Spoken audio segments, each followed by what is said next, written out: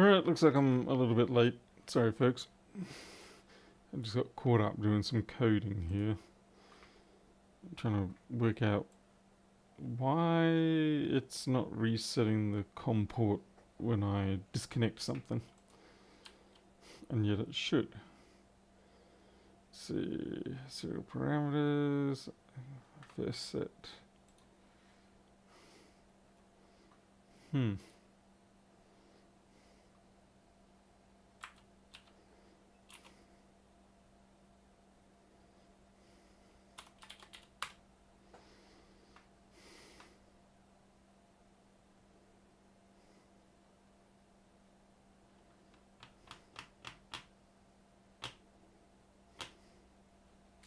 It's very annoying.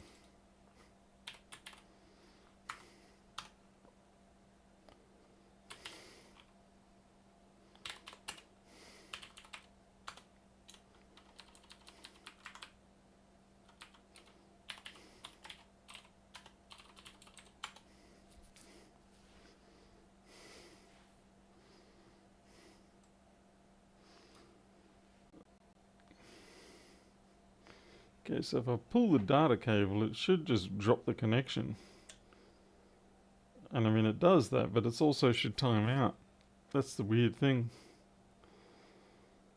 Instead, it just behaves like it's a blocking read somewhere when I'm using non-blocking read. Oh well, weird stuff. And it's responding to the interrupt handler, so it's definitely non-blocking. Very strange. We'll have to work it out later. Let's just make sure the switch is scenes, because I did change some stuff in the firmware.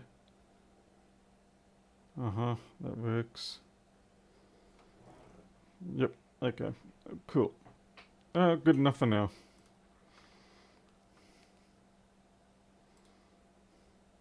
Let's pop out the chat. Hey there, Ed Boss. It's actually been a while since you've dropped in, I think. Hey, John Culver. Lalo Ramos. Hello to you. Oh, what's this?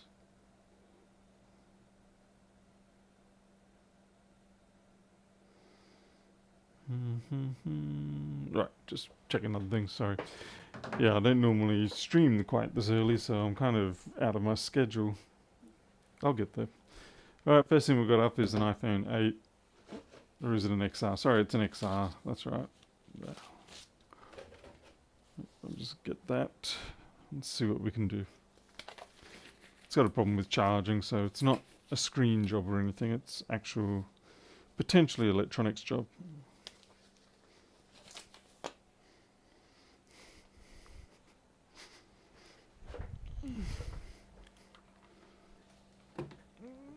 Okay.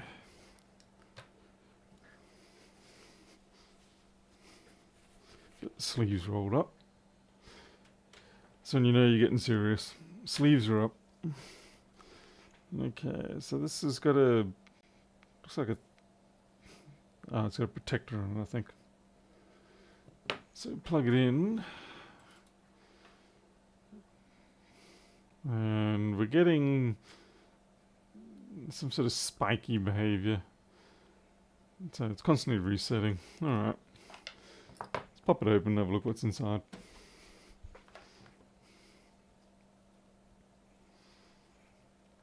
It's like a very thick screen. Even with the protector, that's thick. Hey Raj, welcome. I think it's the first time I've seen you here on this new channel.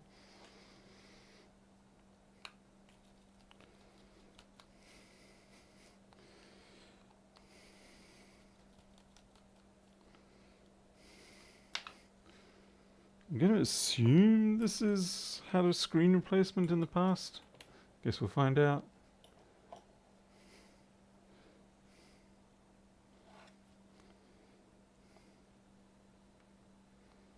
Nope, that does not feel like that's been removed in the past. If it has, it's been sealed down nicely.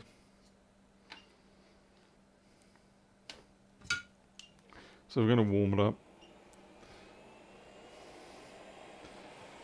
It's a bit conflicting because it must be a very thick protector on it or something.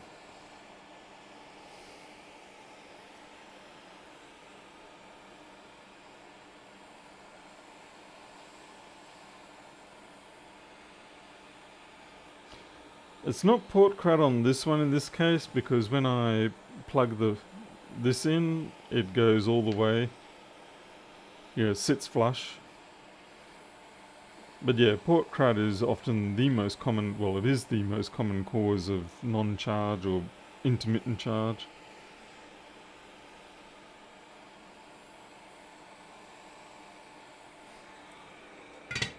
And I very much love it when it's that, because it's easy to fix up.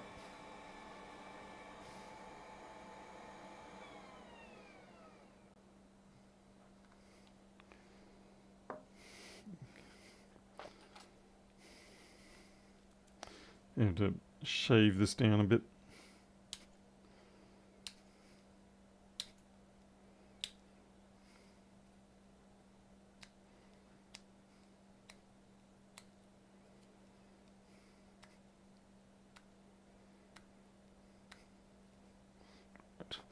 Get a nice slim edge on that.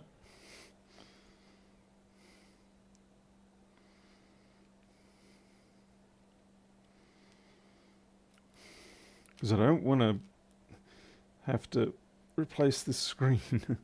It has got cracks on it, but I don't know if they are just simply, what do you call it, protector cracks, or with cracks in the display.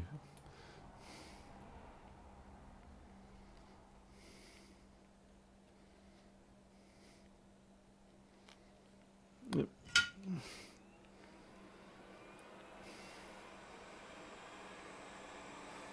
Hey there, Pierre, hey Greg, John.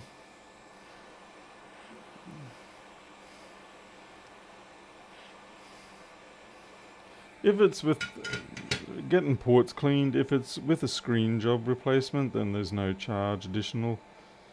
But if it's the only thing, then I usually ask for 10 or 20 Australian. Because I mean, to do it right, it does. Yeah, it's going to take you a couple of minutes.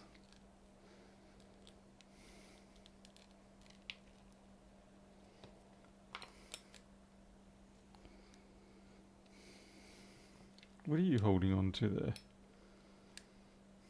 Yeah, this has never been opened. Okay. Interesting. One thing I do hate about this series, and a few of them actually after this one, is that you can't really access the battery connector directly. You have to get the screen off, and then you can get to the battery. I mean, yeah, you can sort of dig under and you flex these cables a fair bit out of the way, but it's not direct.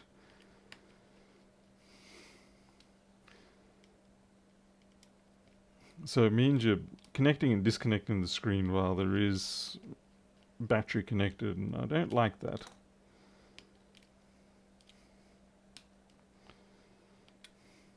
Okay.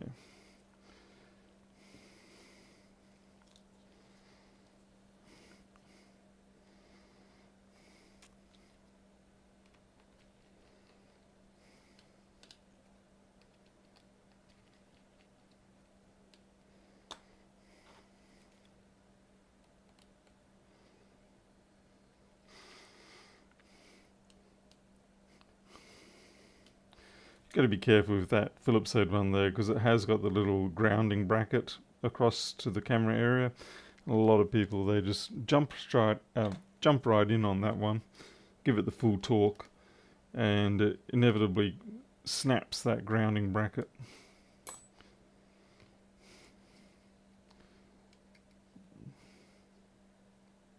There we go. I mean, it's not critical, but it's just like, it's another thing that's, God, I hate it. There we go. Need better fingernails, it seems.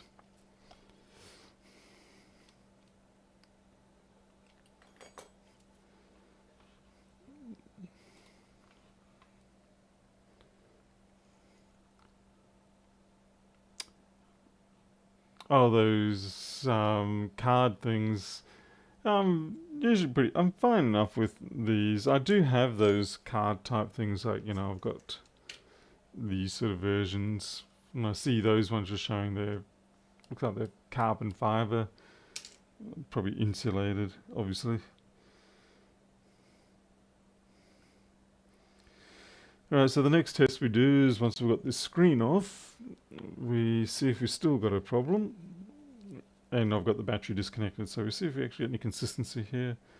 It's still restarting, so that indicates there probably is something amiss with the logic board. Alrighty, time to bring the DT880 out, or my version of it.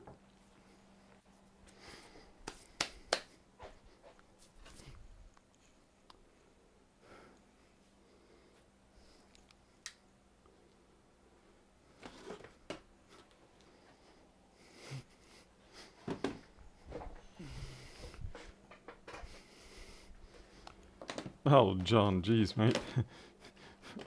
Way to present yourself. Let's see. XR.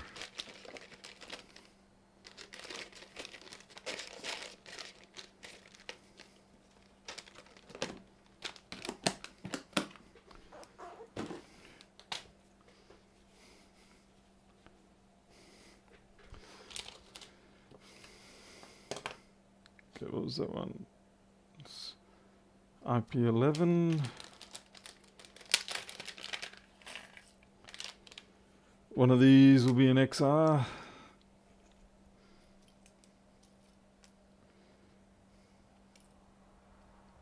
I hope.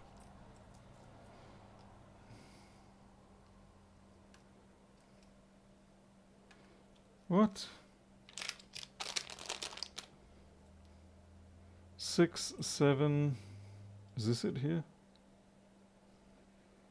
7, 8. 7, 6, 6, 6, 7, 6, 6. What? I do not have an XR. Surely I must have an XR. There's no way I don't have an XR.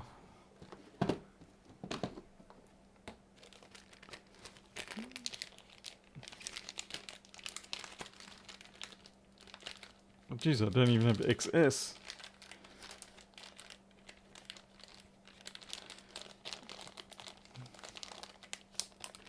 Because I've got 11, 13, 12s, another 11. I'll put that in with the...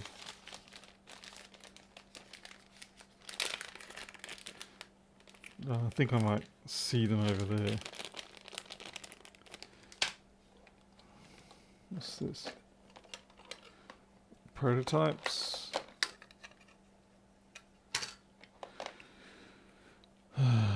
Very frustrating. Very frustrating. 8, 6. I have a horrible feeling I do not have an XR1 here. I don't know how I've gotten through so much of my life without them.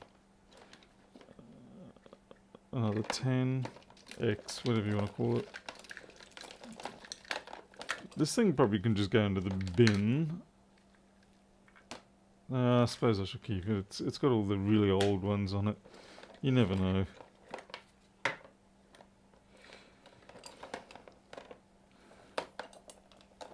Oh, you dirty little SOB of a thing. Guess what I found? I found that DC jack lead that I was looking for that I cut off from the brick the other night. Unbelievable. I knew it was sitting somewhere stupid.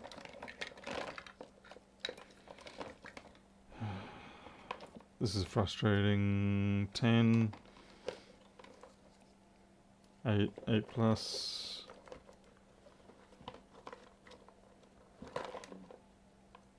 8 plus. I got a horrible feeling I really don't have a 10 here. This is sucking ginormous. Well, that's a terrifying omission. Yep.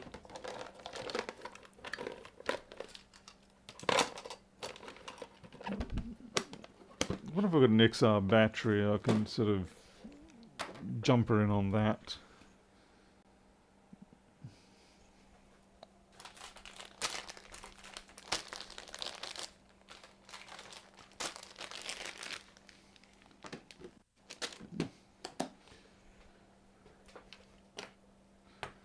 Just see what the continuity is anyway.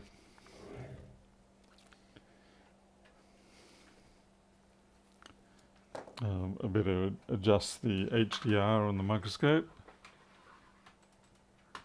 Oh, again. Reset. Well, it's certainly one of those nights.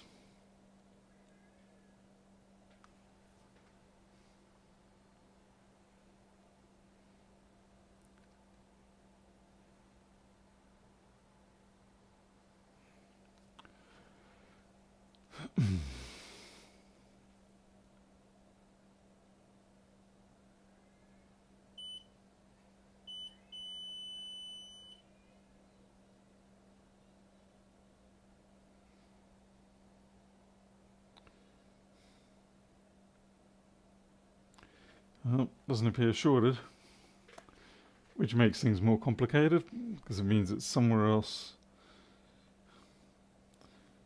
Well, I suppose the realistic thing to do next, rather than just going in and assuming it is actually an electronics issue, is you should really just disconnect all the ports. You gotta be kidding me, microscope.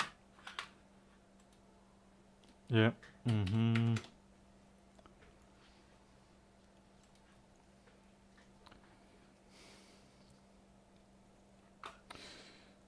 Yeah, it could be anything else on the board, so you really need to go through and disconnect everything.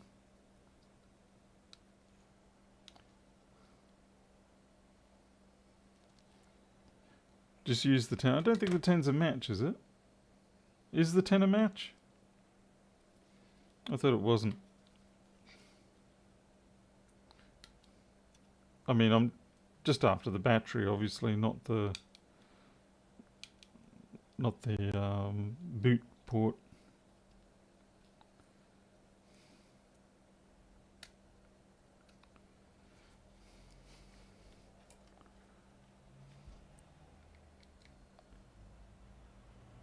Oh, it's still resetting.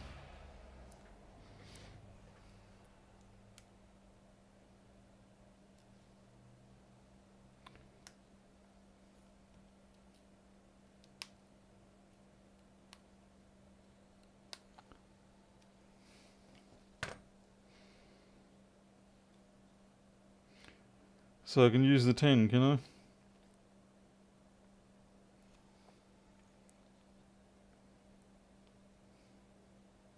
I don't know, it physically sort of seems to plug in, but that doesn't mean anything.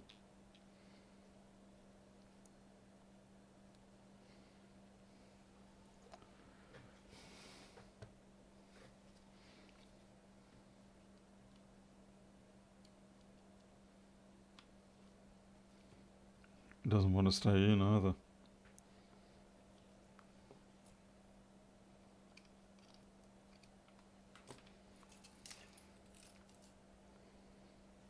It really does not want to stay in.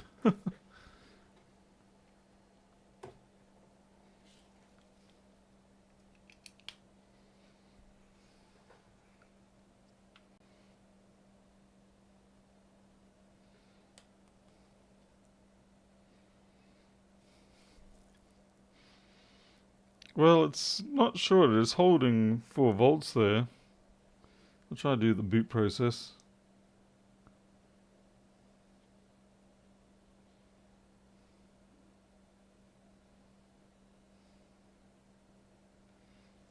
No, it doesn't want to boot.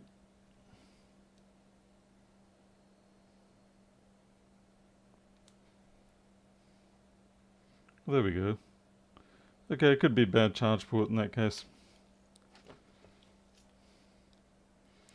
Let's see if I've got an XR charge port. Like the actual flex, not the... Yeah. Hey Milo. Jim, buddy.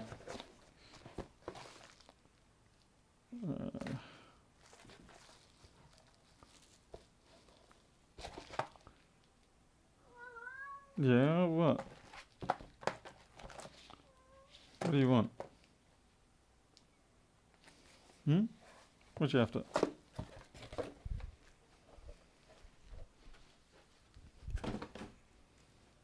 You want some bickies? There you go.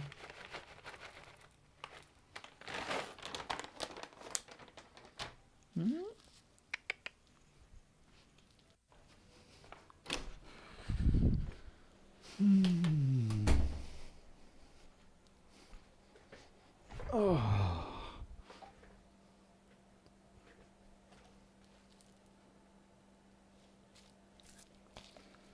Let's see. Charging port for XR. Okay, loudspeaker antenna cable. Nope.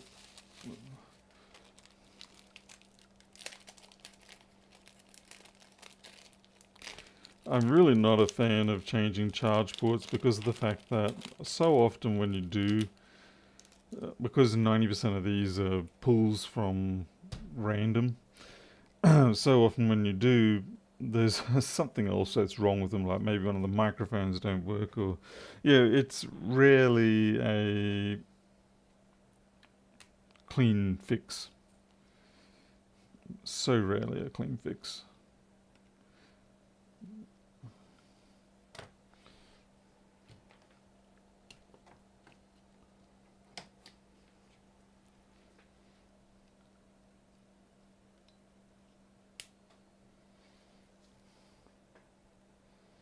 Oh, there we go. We got charge coming up.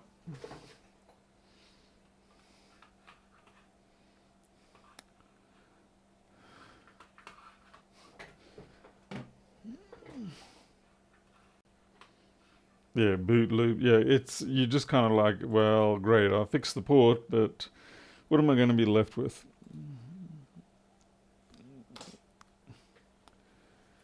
Those T8000s, they're the is that the new tool that what do you call it? TUL put out or something? Anyway, did that just reset? That just reset, did it?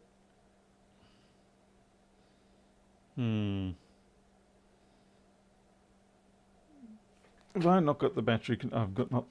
I don't have the battery connected. That's why it's resetting. Let's try that with a battery. What I might try to do is inspect the port. If we're really, really lucky, and when I say inspect the port, I mean the electronics over here. If we're extraordinarily lucky, we might actually find the cause of the issue and not have to replace the entire port, but maybe able to repair the port. Okay, let's see how we go now. Okay, yeah, 7.9, 1 amp coming up.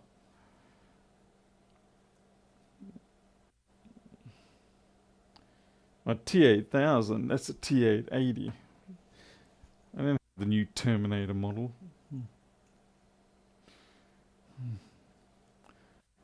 But again, the problem with this is just the cost of production is stupidly high for what it is. So I've got to come up with a new trick. And the new trick I need to come up with is that it stays on and still pushes power through even when it's shorted, so to speak, within limits, you know, no more than 1 amp, 1 volt kind of thing. But that's the common issue with these ones, is that when they are experiencing a short on the logic board, they just shut down and restart. So I want to do better. And it's not the easiest thing to do. At least not cheaply.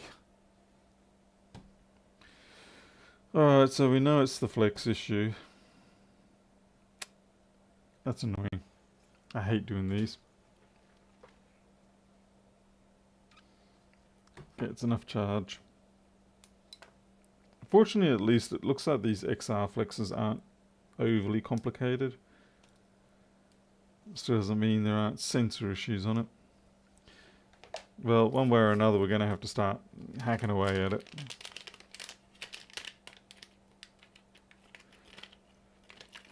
The trouble is, you know, if I was to sell that T880, the PLD 880, But you're looking at 119, 120, certainly around the 100 US mark, whereas, no one paid that much for these things. It's just, yeah, I have to come up with some sort of a miracle. I do have a redesign that I'm working on. The biggest cost factor in that ended up being the regulator that I used. Like this chip here, it is the one that has the very low voltage dropout, under 3 amp load and things like that. But it's like a $7 chip, and that really hurts the price. So I have found subsequently alternative versions of this which will do the job just as well. And also there is the INA 219, that's another like $10 chip. So it very quickly adds up. Anyway, I'm going through and seeing what I can come up with. I'm just not putting perhaps as much effort as what some people would want me to. I guess I've got a million other things to deal with.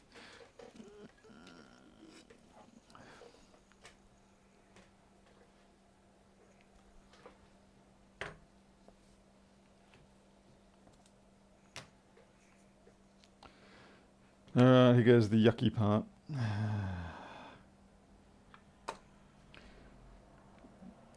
And you always seem to think, oh, I've got to take, this is what I hate, you got to lift the logic board out as well.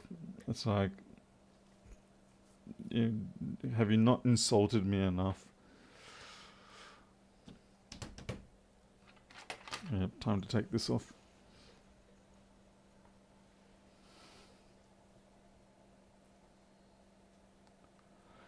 Stephen Dovey, no, the problem is that the LDO regulator, it has internal shutdown, and you can't override that.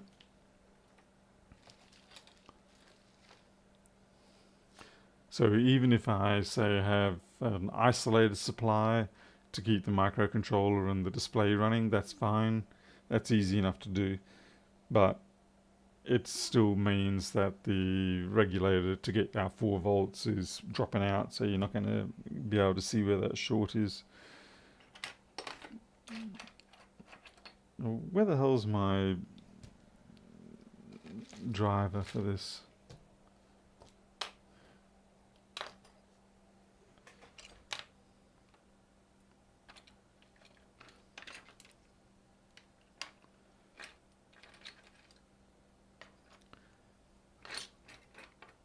Oh, this is ridiculous. It's a bright green driver and I don't know where it is.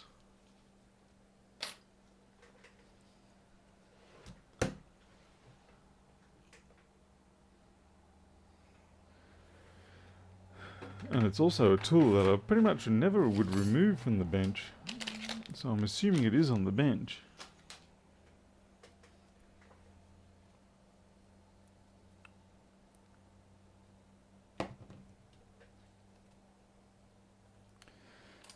So essentially, in order to make it work, what I have to do is, aside from the 4 volt LDO regulator, I also have to then have a constant current regulator set up. And if I get a short on the LDO, I then have to activate the constant current regulator to kick in. What the flip? I do not want to be trying to get these these screws out without. This is really just, I'm getting a little bit peeved.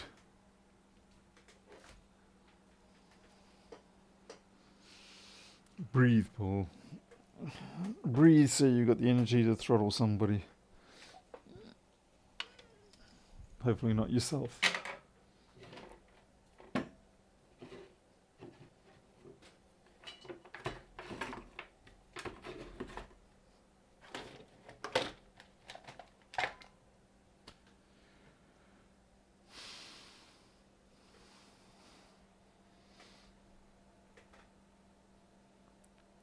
Well, Stephen, it's not so much that, I mean, you could say a dumb regulator.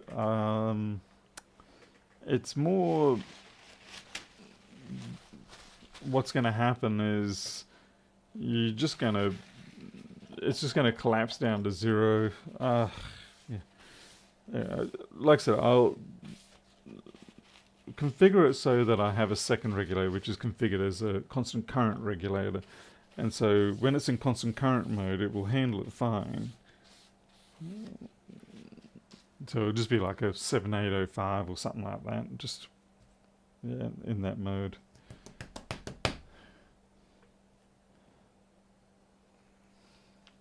How am I supposed to disassemble this without that driver? Yeah, Queensland doesn't get... Well, North Queensland in particular does not get a winter. We get a not summer, and that's about it.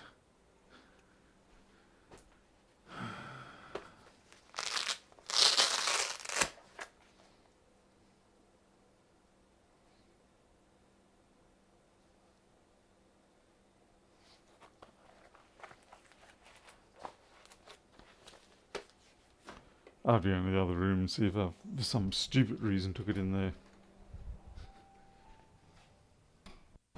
Hey, Micro, what you doing with your mouse in here? Oh my god, I really did bring it in here. Papa, what you doing? Huh? Get your mouse.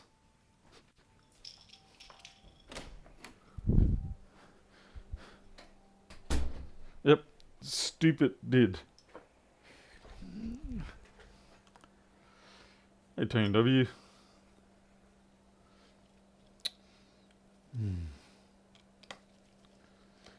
I mean, you can disassemble it without this, but it's just one of those tools that make life a lot easier.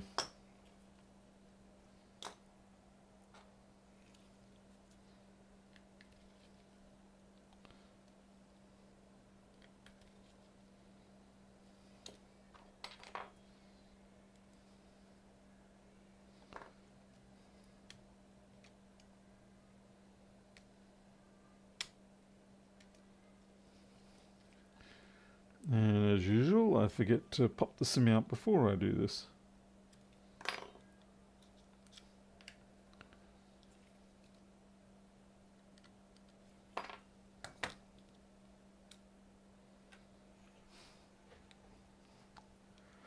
See you, Q's.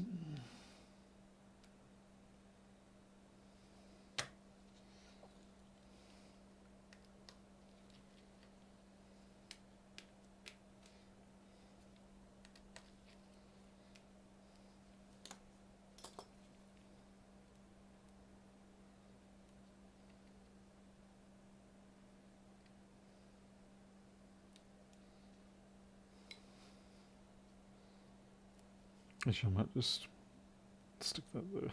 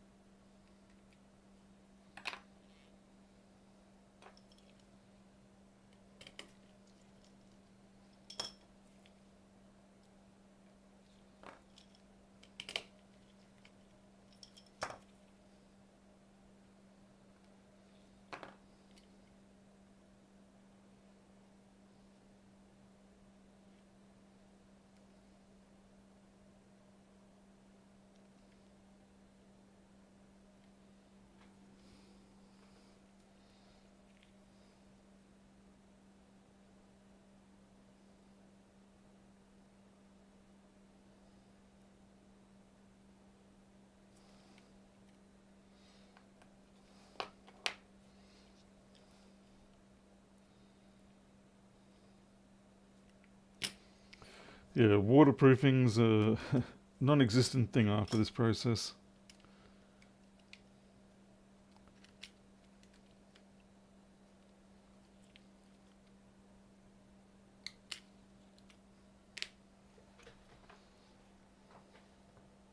Hey, Harold, Tom Morgan.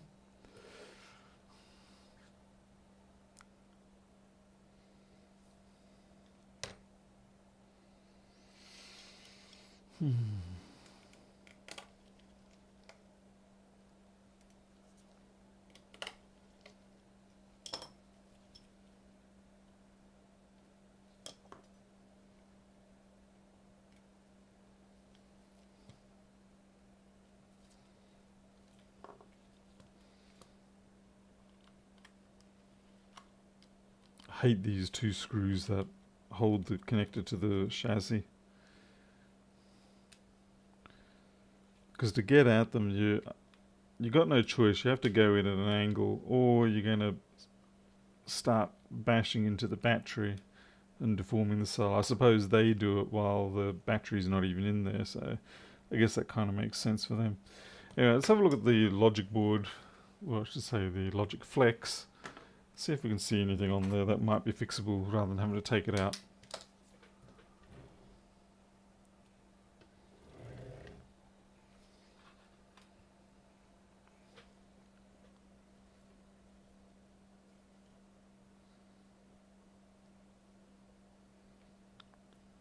Wow, everything looks pristine. I hate that.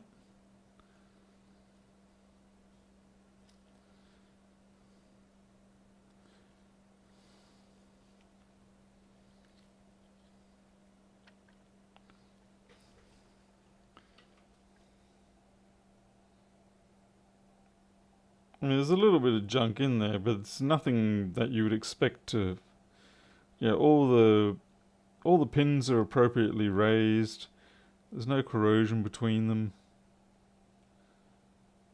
There's nothing in there to indicate that, hey, you're going to have a short or you're going to have issues. Ooh, I see something now. Okay, I know what's happened. Check that out. That makes it all very clear now.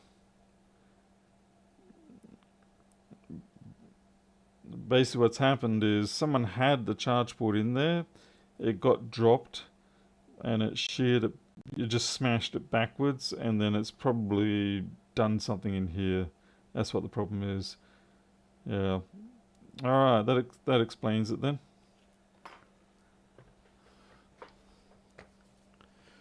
No fixing that one.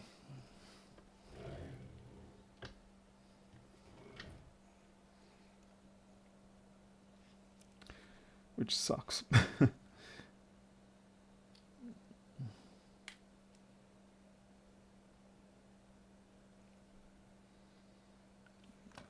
I want to not have to. I can lift the logic board up on these.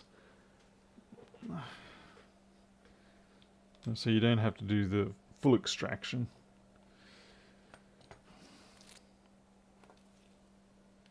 You just got to be very careful about it though. All too easy to cause damage. Let's hope I don't regret this.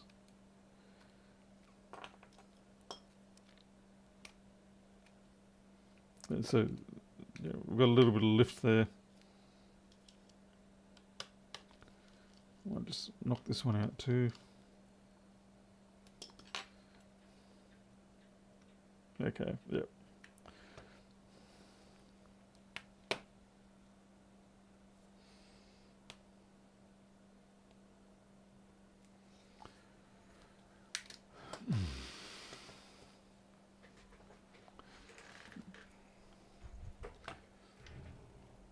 On a phone like this, it's really probably not even economical to be replacing the flexes anymore.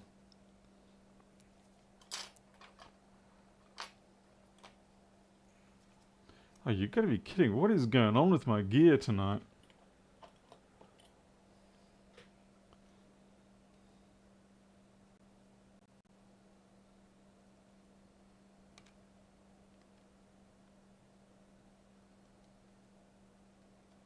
That doesn't matter, we'll just have to take that off.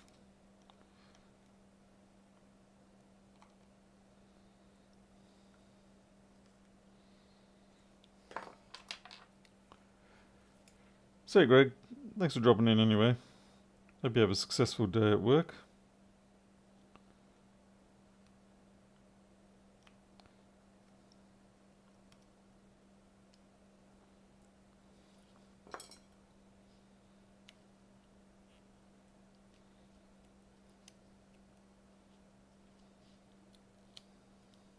Yeah, that came up real easy.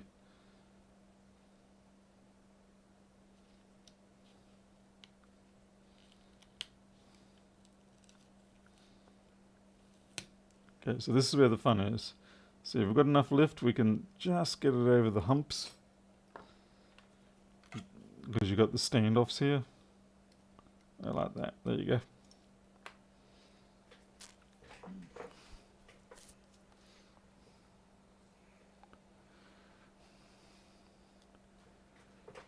Tony, I've got a blue one. It doesn't really do very well in terms of, how can I put it? It doesn't like the heat. It does what most of them do, and that is, it starts puffing up.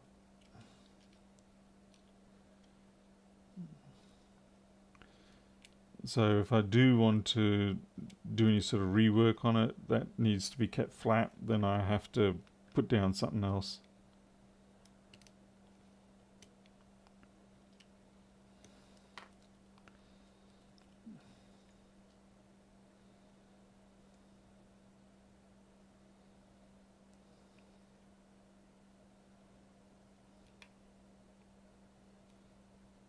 Okay.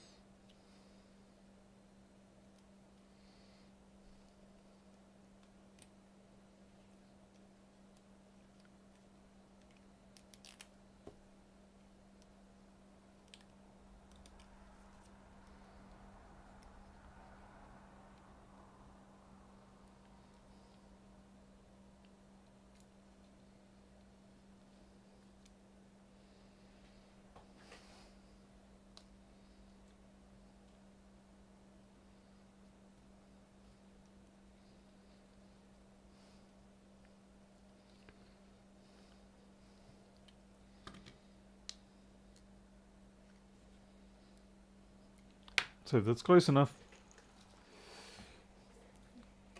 I'm just going to plug this in while it's disconnected, so there's no power going in this. It's just for guide. It's not even the right one. Where's my lightning port? Nope, not you. Oh, I was looking at the wrong end. Okay. It just provides me guidance and holding while I'm going to put these two screws in.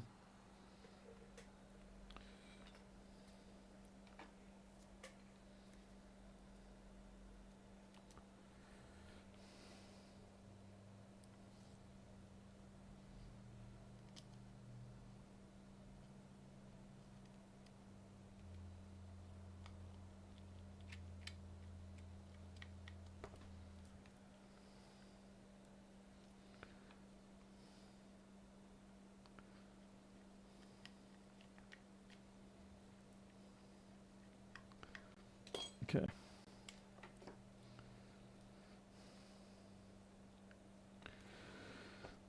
Put the main board screws back in now. That way I don't forget about it.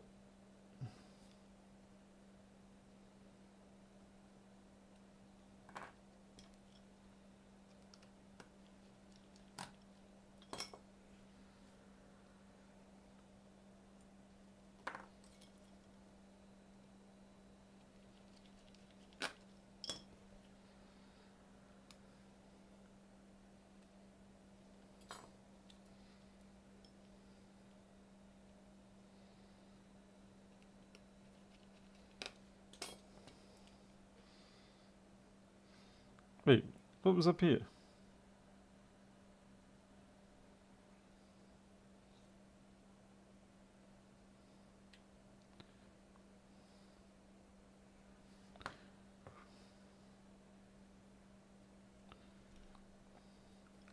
I think I'm offset. It's another good reason not to, what do you call it? Not to dawdle too much on your repairs when it comes to things like this. Because it doesn't take much and all of a sudden you've forgotten how your alignments were.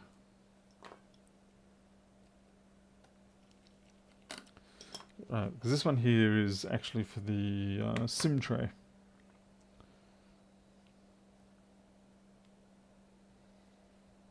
I've got to be careful with this connector because it's got impressive mechanical connections in it.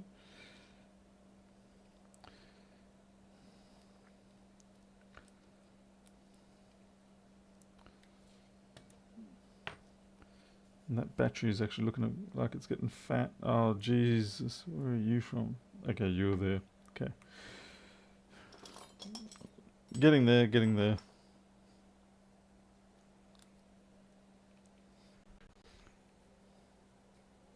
Hey, Rilla. Ah, stuck to me. Great.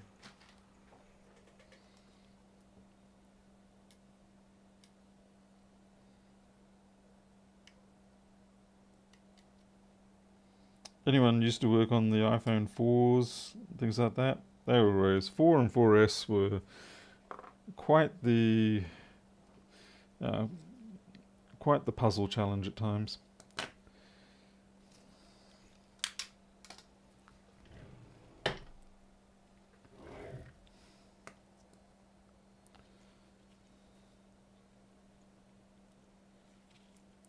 Okay. Try not to puncture the delicate membranes.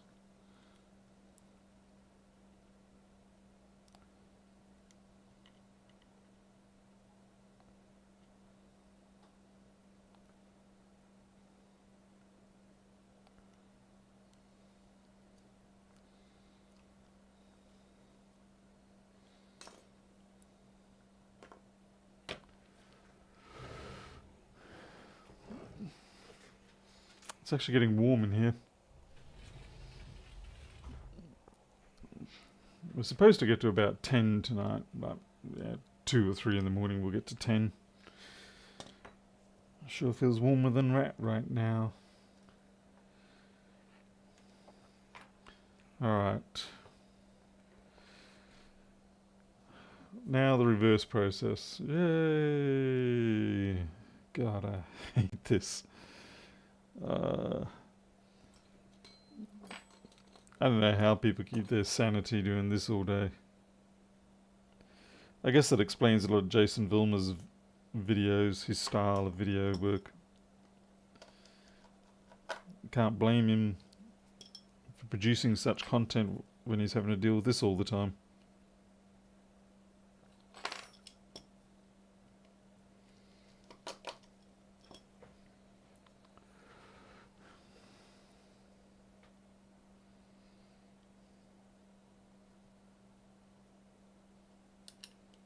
And I can almost guarantee you I'm going to get to the end of the reassembly process and there's going to be like something that I forgot to put in. Have you seen Jim Hook on your new channel? I haven't actually, no. Yeah, he's pretty quick to jump on. I did think he knew, but I could be wrong.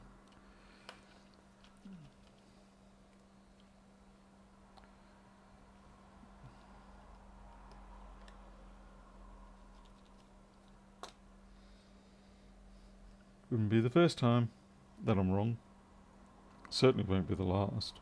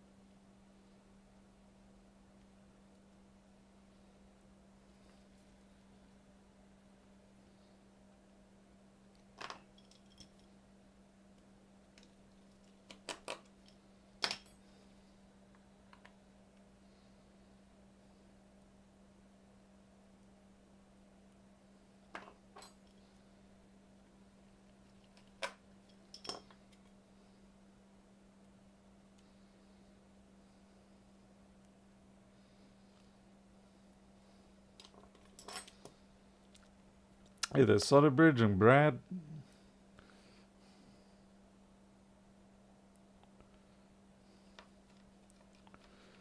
Just testing the limits of my sanity here.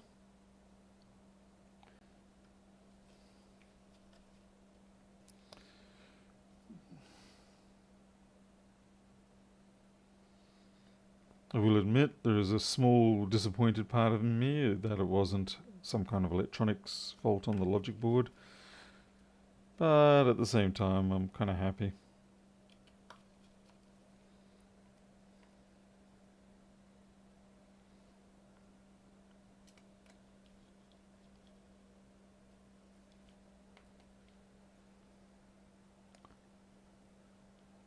Could be working on HPs all day. Yeah, I guess it depends on which HPs. If you're talking about consumer level HP laptops, and yeah, you very much have a point. Why does that feel like that's pushing up? I hate that. Don't you hate it when you feel like you got something trapped and you're really not sure what it is?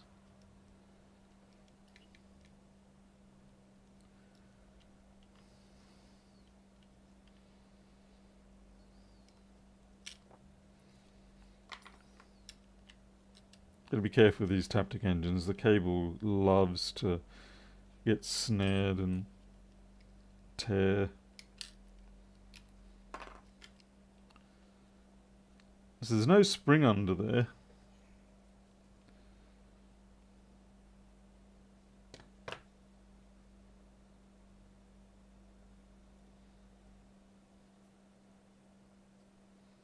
It's just this, yeah.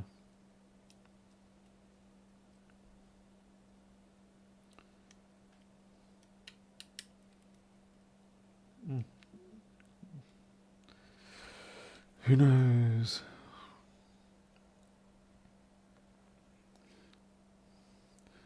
Not sure I'd call this the entirely easiest of wins, but I mean, for me, an easy win would have been, oh look, the charge port's just got a couple of weeks worth of snot sitting in it. But yeah, I suppose it's close enough. At least I must admit the XR charge port is um, comparatively simple compared to some of the others.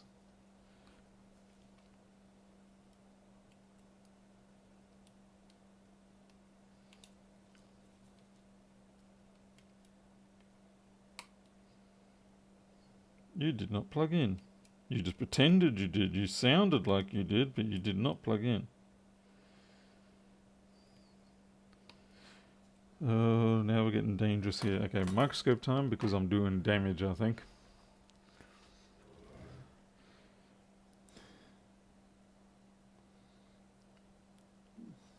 Kind of wonder whether it's snaring the lead.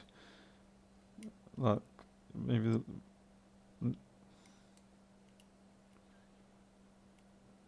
Gotta be real careful when you're using tweezers like this.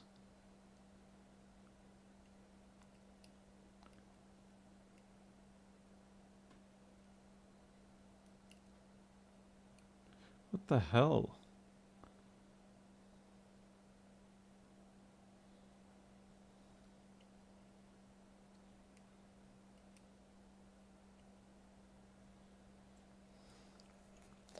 I need a second hand here.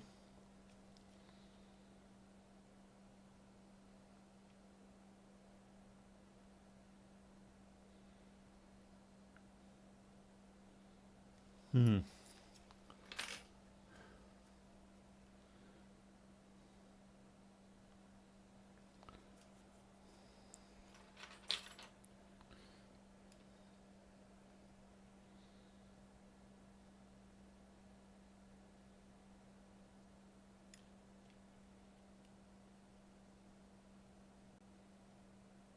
Oops, somebody got that wrong.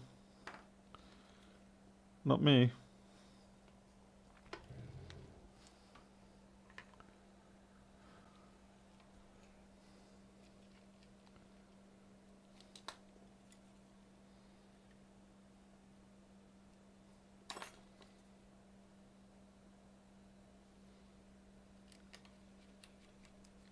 that's better.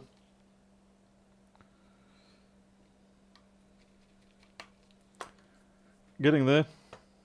We don't have any spurless screws left over either, so that's confidence inspiring. Okay, we have doubled up here though.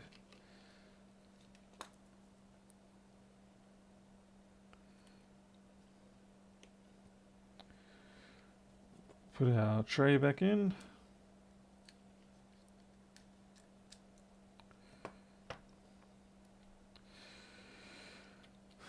Part of my brain tells me that that should be one of those castle top screws. I'm almost certain of it.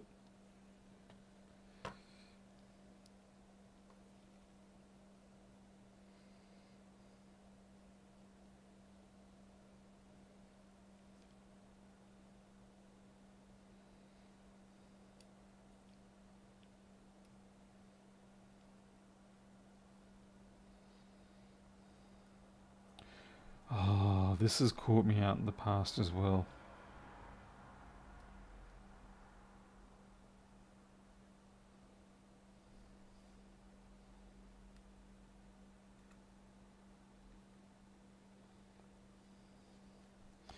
Because it belongs down here, I think.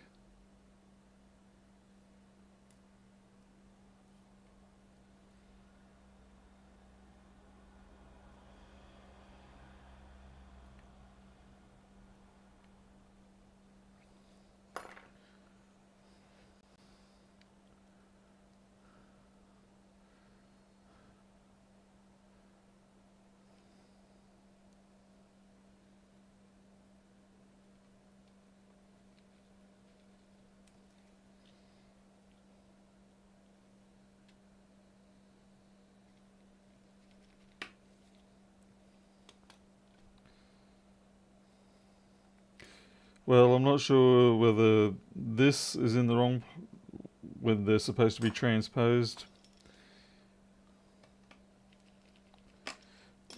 I'll know when I reassemble everything and if the things don't line up.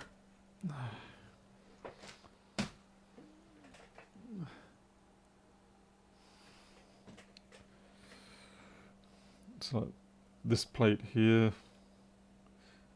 Yeah, I've done something not right.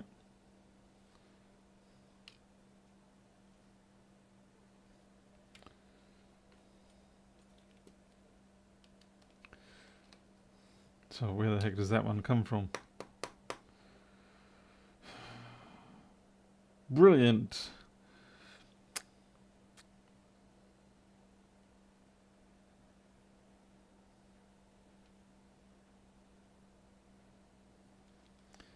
Mind you, at the same time, this screw here will not actually fit into that location. Yes, that's... What have you done, Paul? What have you done? Are you being a dum-dum? I have a feeling this belongs over there.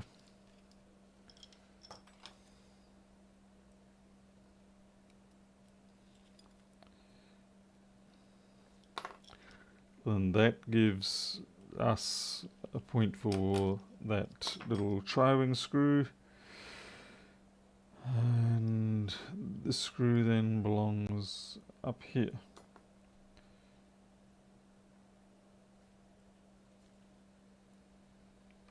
But then I question myself, how the heck did I mix it up in the first place? That's the thing.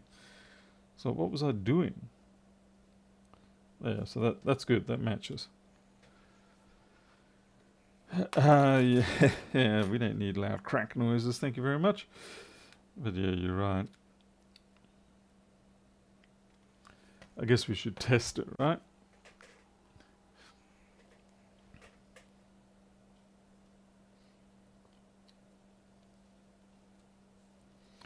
We'll test it without putting any of the plates on.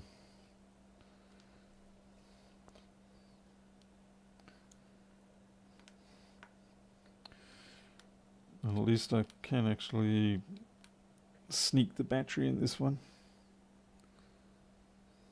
They did not make the battery easy to get back in. It's like Apple saying, "Oh, I'm so sorry, you took the battery out. Well, you're never going to get that back in now." No, no. Better take it to Apple. Get it replaced. You've ruined it now.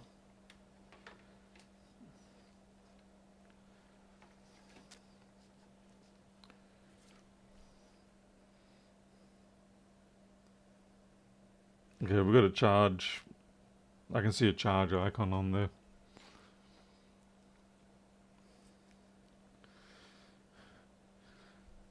Yeah, that was quite a bit of damage. Of course, this leads to another problem, and that is if it sustained this kind of level of damage, does that mean the logic board's going to be having issues anyway?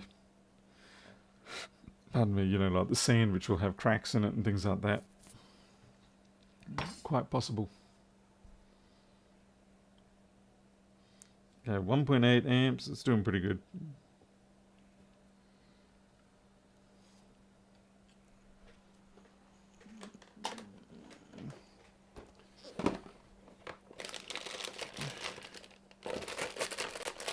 Pack away some things.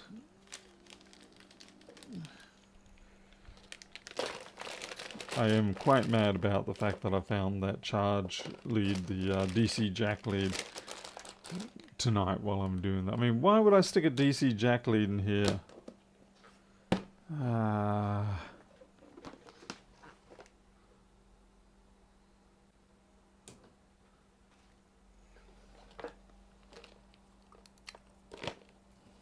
I mean, when was the last time you saw a phone with a DC jack like that? You haven't. That's the point.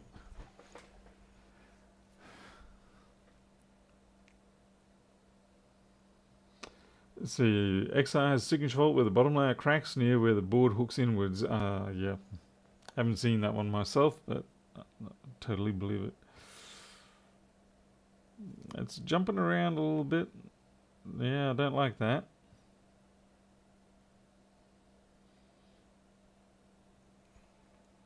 How periodic is that? It's not.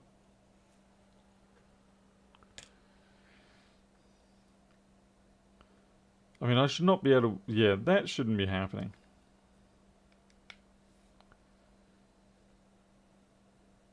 Nah, see, this is what I'm talking about with the flexes. You buy these flexes, and to put it bluntly, they're fucking unpredictable. So what we just spent... What have we spent now? Half an hour at least replacing a flex, only to find it's now not actually dependable. It breaks connection as soon as I wiggle it. It's a joke. We'll get it charged up and everything else, but it's so bad that I'm not even going to bother taking it back out. I'm just going to tell the person, given the damage that we've seen, just take it. If it works, great, good for you. If it doesn't, well, I wasn't expecting it.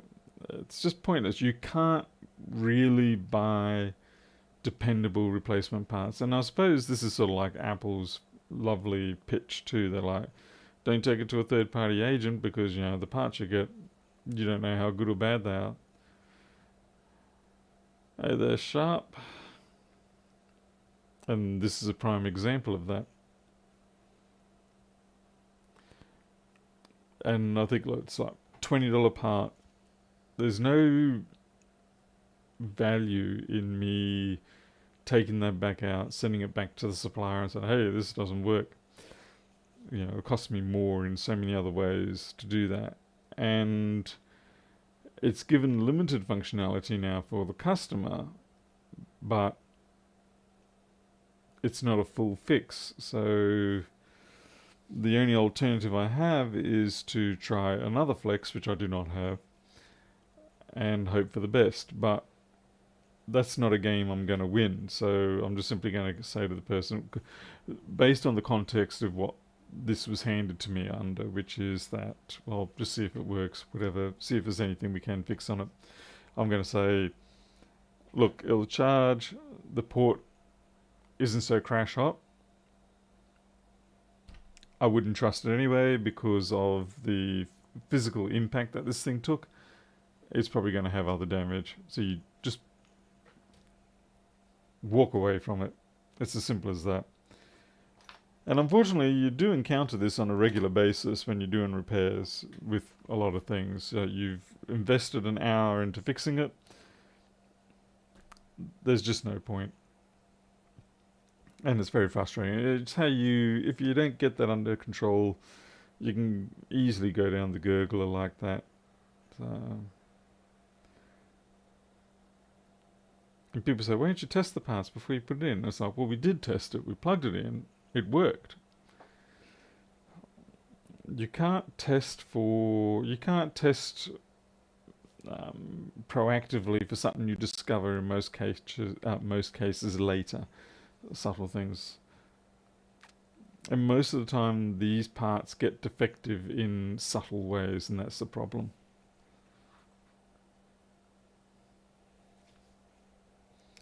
Yeah, so that's a bit of a sour taste in the mouth for tonight, and it's just the way it goes, unfortunately.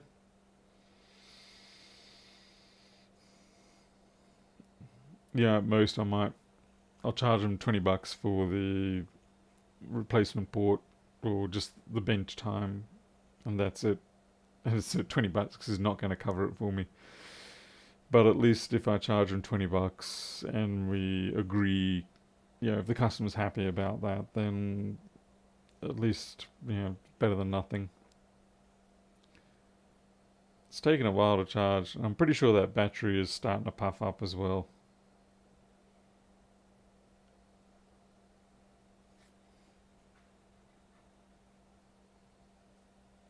Come on, give me some boot here.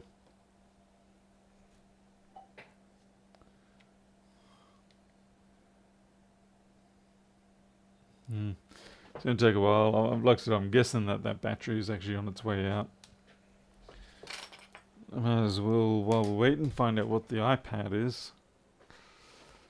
They've also given me an iPad Air that's got a nice bend in it. And the Air in this case is one of those combined screens, like glass and LCD in one. This isn't it. So it's basically not worth fixing.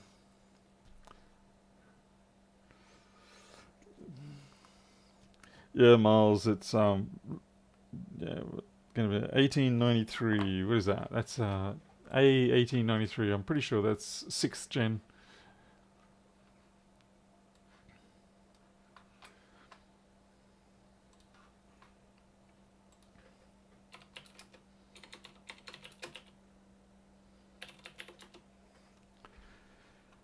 Yep, 6th gen.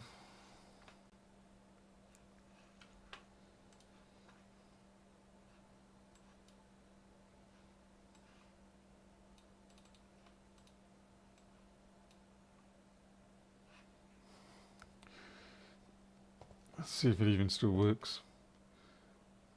It's had a pretty severe punch through there.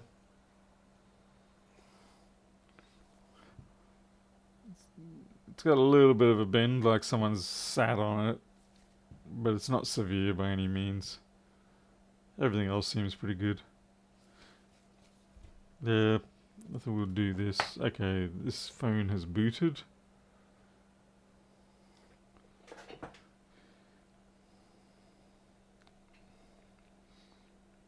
I can't remember whether the XR goes into the 8-volt mode or not. Seems like it does not.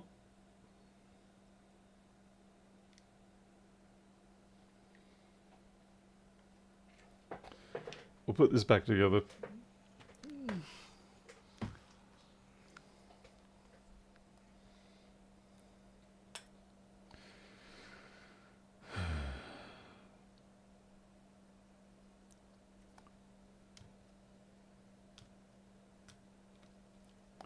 So yeah, we've solved the immediate issue, but we've created a new issue indirectly due to the part used.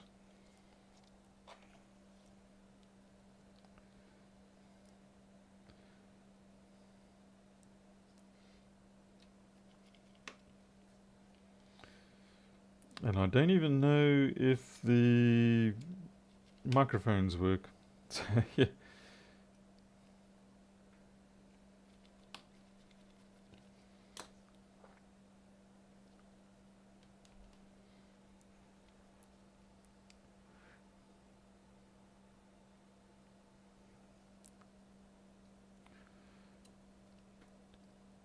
Jim, when you say screensavers, do you mean like screen protectors, like an extra layer of glass and things like that?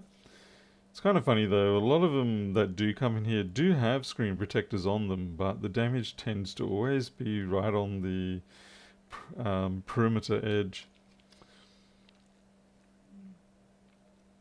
Like I had one with a customer come back and they only just got their iPhone 12 screen replaced the other month.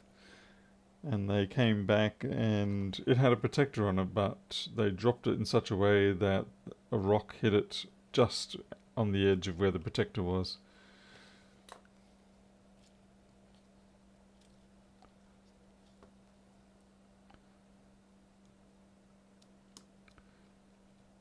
Then again, that could be survivorship bias, so to speak. Like, you don't seal the ones where the protector has protected them. Sort of. Because sometimes you do get them after they finally take the final hit and that's it, they go down.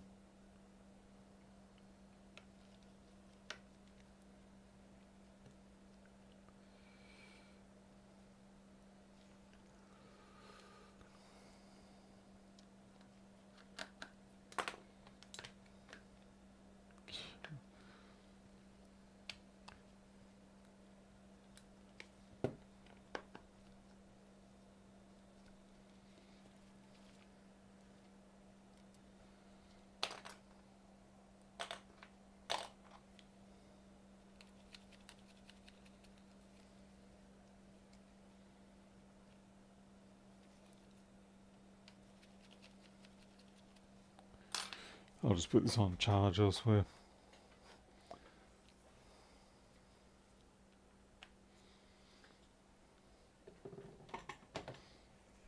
Okay.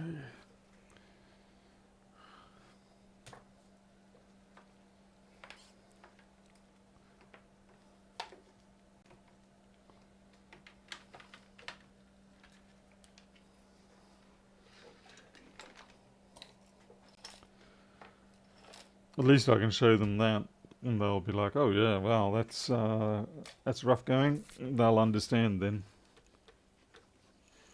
Okay.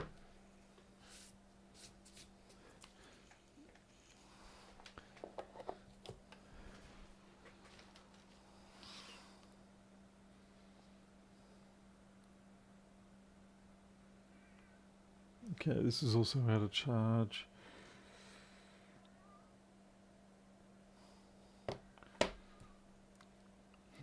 It's a tough call whether that one was worth taping up or not. It was kind of 50-50. Oh, Mo! What are you doing, buddy?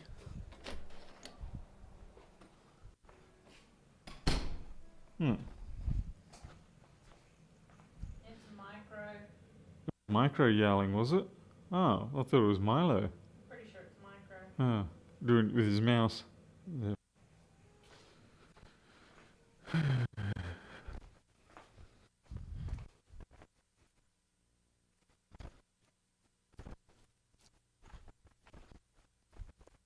Oh.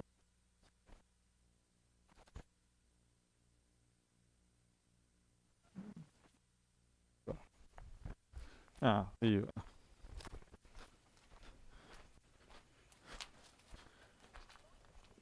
Papa, what you do? You got your mouse?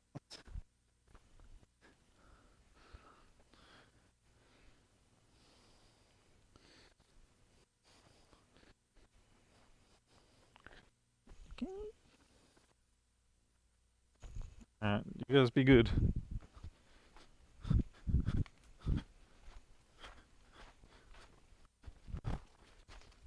Yeah, really trip and kill me.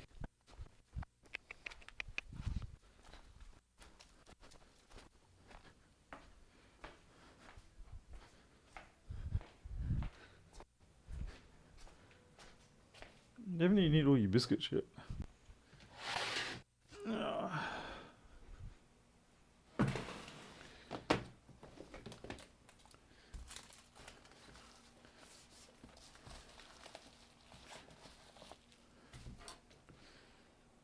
Let's see, 789, 789. iPad 6.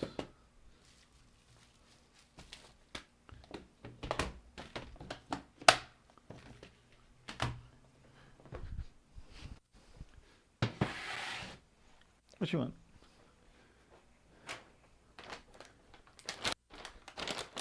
It's the same biscuit you got over there.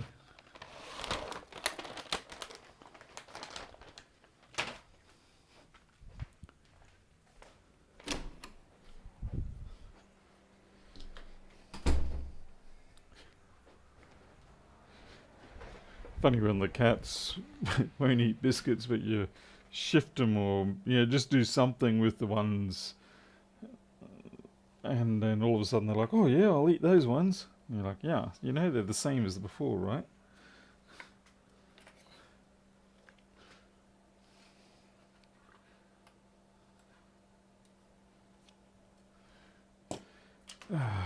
Where's my plastic blades? Nope, not you. Not you, Moss.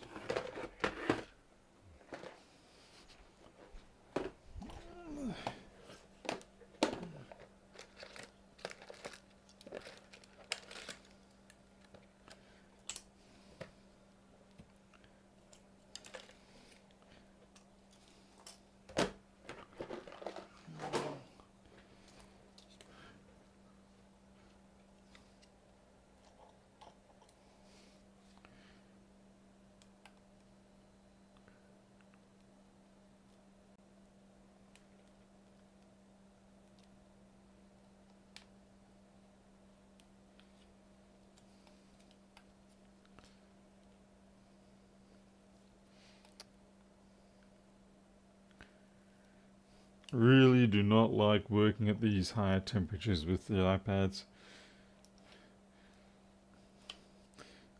I feel like I should probably get back down to my low 60s.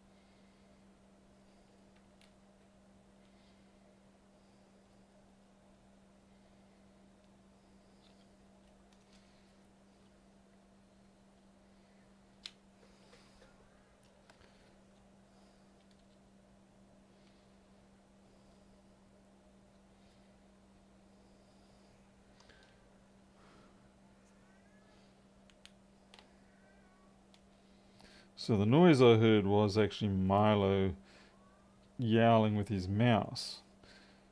But I thought it was, sorry, not my Micro yowling with his mouse.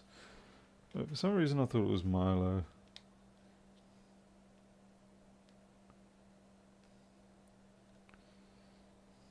Because my hearing's not so crash hot, so I get away with it. I'm forgiven for it.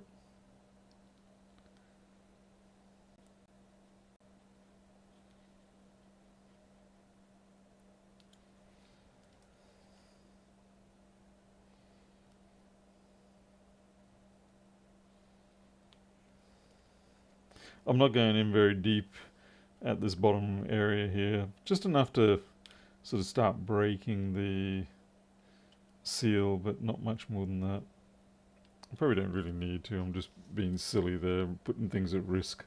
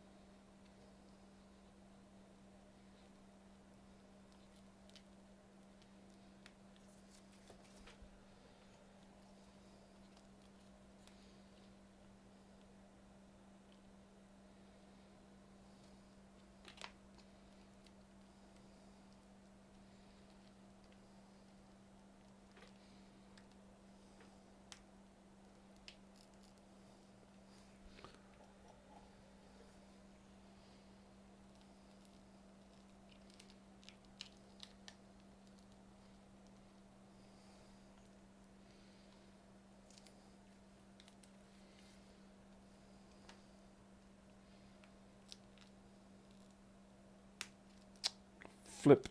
Precisely what I didn't want to do.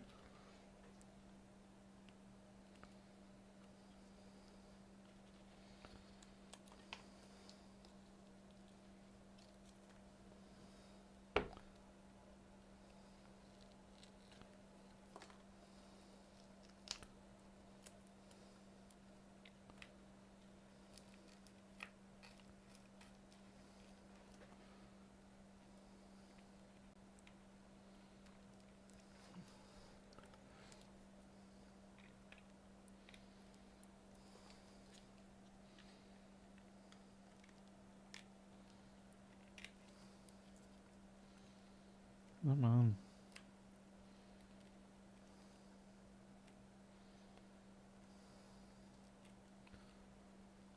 Just obviously doing my best not to do any damage to that home flex.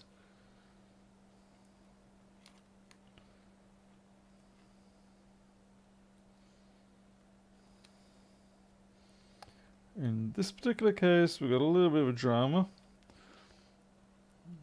It's not really visible by you guys, but where this glass is split here, the flex runs right across that.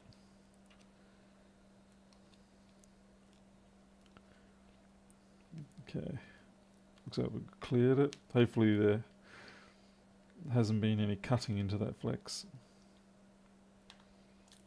Because if there is, then, well, that's no fun at all. Okay, careful, Paul, you're going to end up hurting yourself. And I don't mean that facetiously, I legitimately mean it. You know, you can sometimes start exerting a little bit too much pressure or pull on the glass assembly, and it can just immediately yield, and you find like your wrist is in an inappropriate position for the purposes of safety.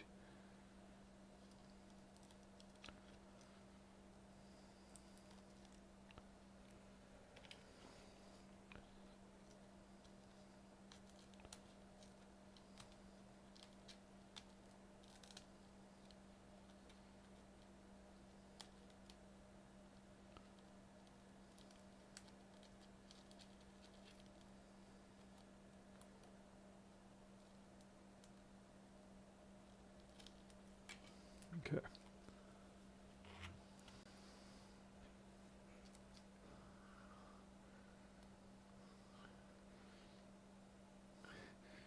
Why would you want to smash screen?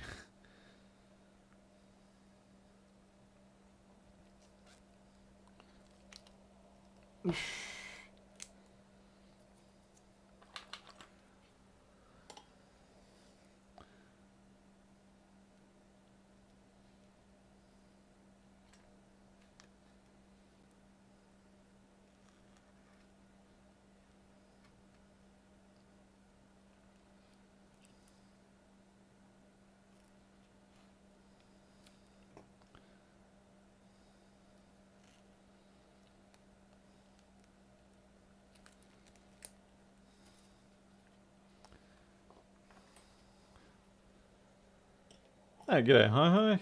Where have you been hiding for the last year and a bit?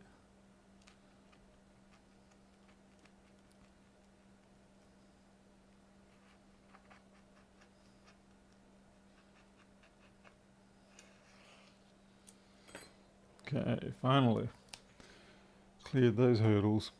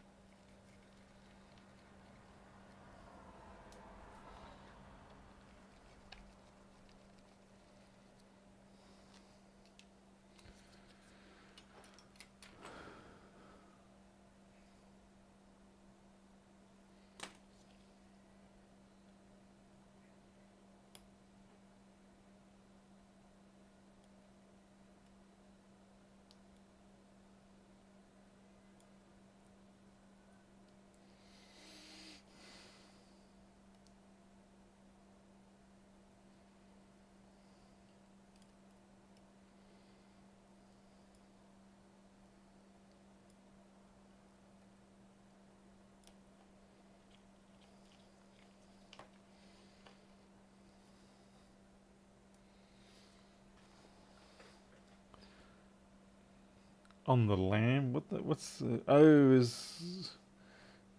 Wait, the lamb, is that like military service? Compulsory citizen military service or something? I don't know. You tell me. I don't know anything.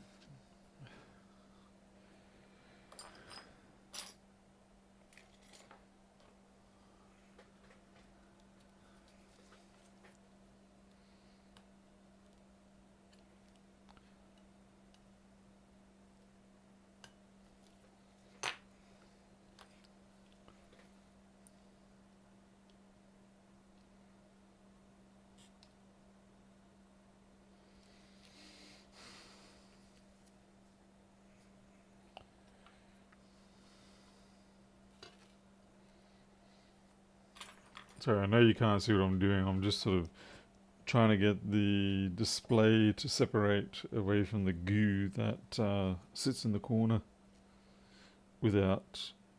I mean, getting the display to separate from the goo, that's easy. Getting it to do it without breaking, that's the other part apparently. There we go.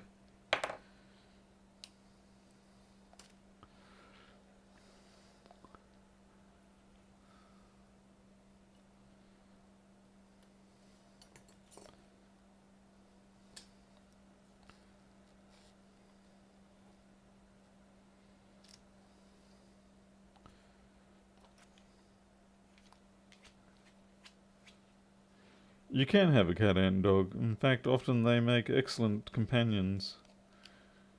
It's not unusual. Most of the problem comes typically when cats, say, go into another yard and the dog is obviously trying to defend the yard, and that just aggravates the dog to no end. So that's typically where that kind of stereotypical behavior comes in. But in terms of actual within the family, it happens. Ah, man, I just got spiked in the wrist.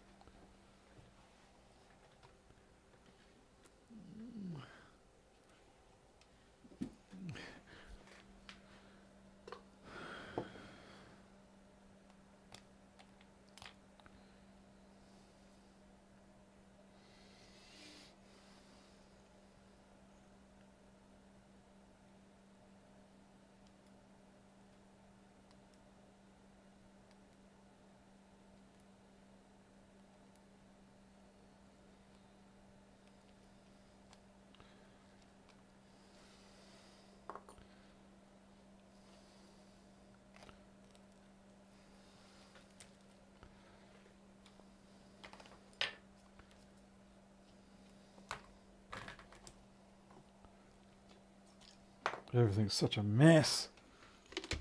Alright. Now, I don't know if you can see it, but there's a... You can see the shadow of it. There's a little piece of glass here, sticking right up. And I just whammed my wrist on it. Let's push it down.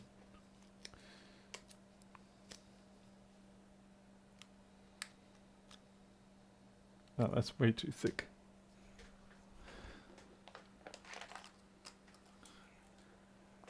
Electro rip.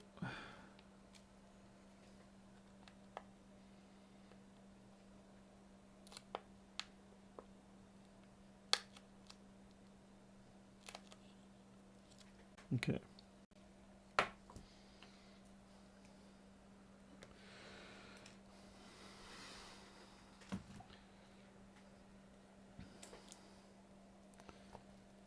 Get this home button off here.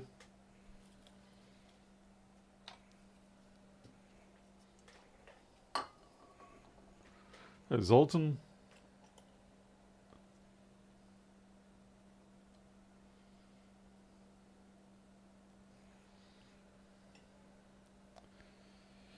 Why are screen protectors not wide enough? That's a good question. I think the problem is that the factory glass or the factory display actually rolls off as you approach the corners, whereas the protectors, obviously they can only cover whatever is perfectly flat. And so if you expand the protector out to the true perimeter of the iPad or whatever, it's not going to make any contact. So you're just going to have this air gap section around the perimeter.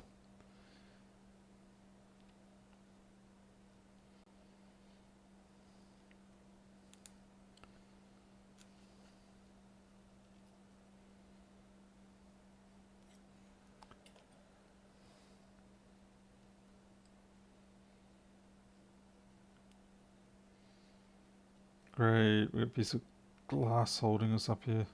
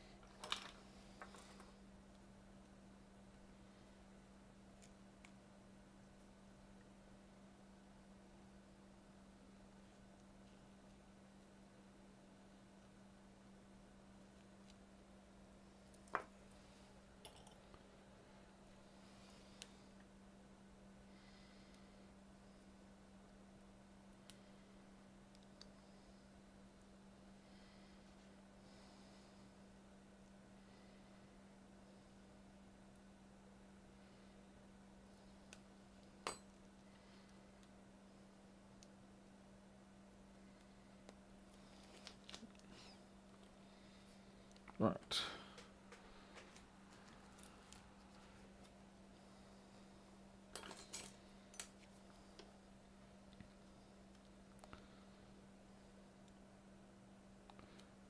Well, I hope I didn't need that lower thing. I hope that the replacement one that I have has the spacer. This is the only trouble when you get gloves and you're dealing with sticky things like this, is that it's not... It's a very real possibility to get snared on something and then you just sort of pull away instinctively only to end up tearing a flex. Yeah, it is Tony W, just IPA. Hey, curvature? Yeah, iPad 6th gen.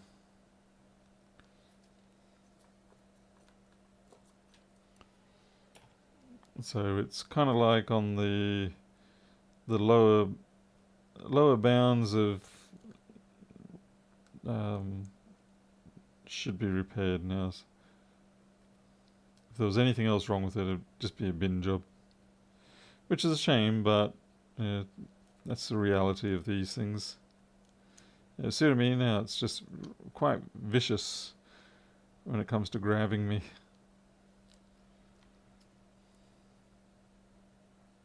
So yeah, you've got to be quite mindful when you're working on them.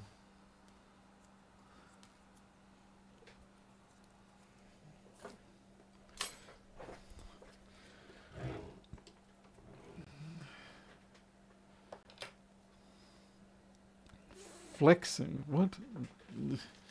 Man, I miss so many of what's going on.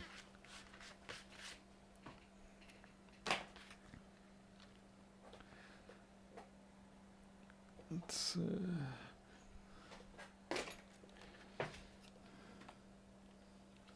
oh good, they already integrated one, and they do have the lower thing on it.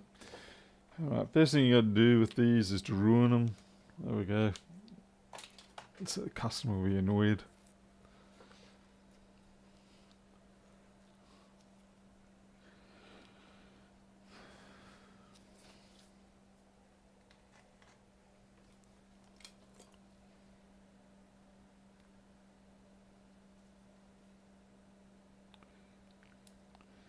Get ourselves some 2 tiny dots of hot snot.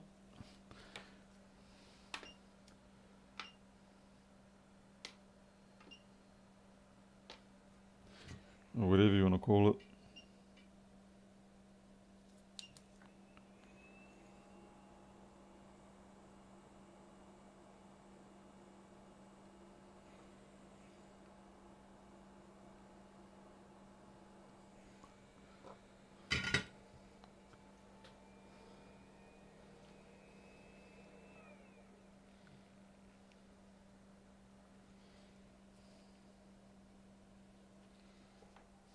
It means one 11mm stick lasts a very long time.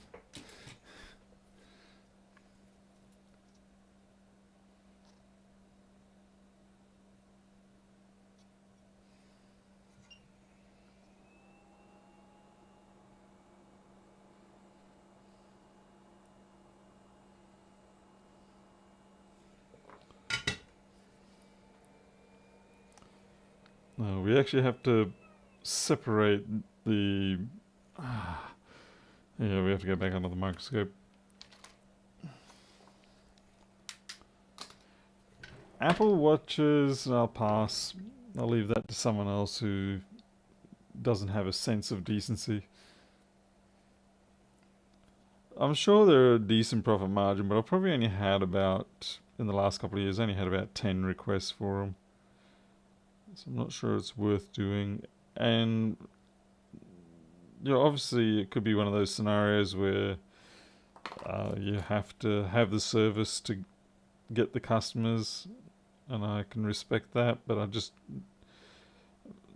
I'm not keen on investing too much more in this sort of... sorry, I'm just focusing on this because I don't want to cut the membrane, and I don't want to draw off the what do you call it, the adhesive too much in the wrong direction.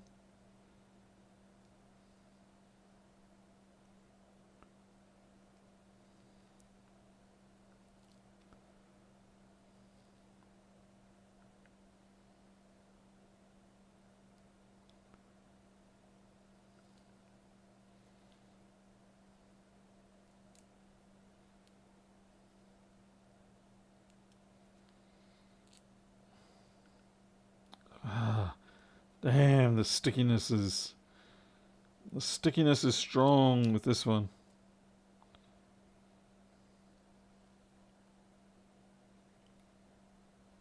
Wonder if I can do a barrel roll.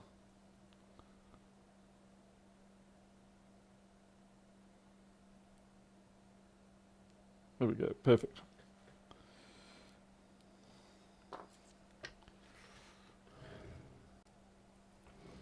Oh geez, yeah, the that 1534 split S trap. Oh my goodness.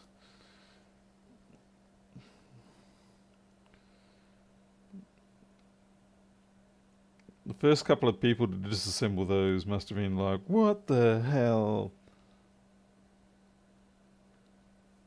Even if you're careful with it, it's so easy to just ever so slightly overflex it. And then the other fun part is the thing I mostly got sent up here was from when people did, they were aware of the split S, but then they somehow or another end up installing it backwards.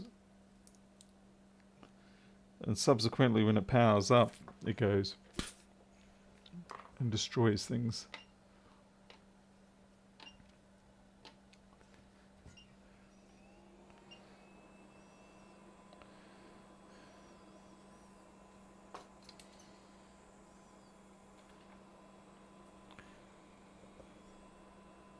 I'm only using 150 Celsius for this, which is why the plastic isn't melting.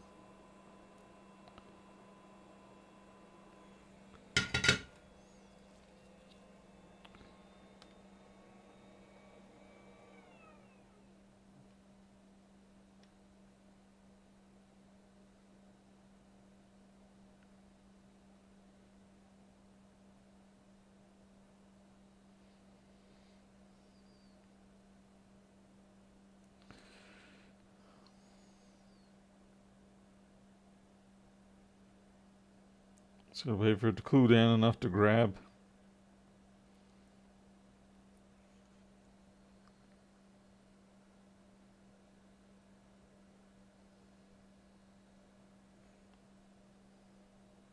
Okay.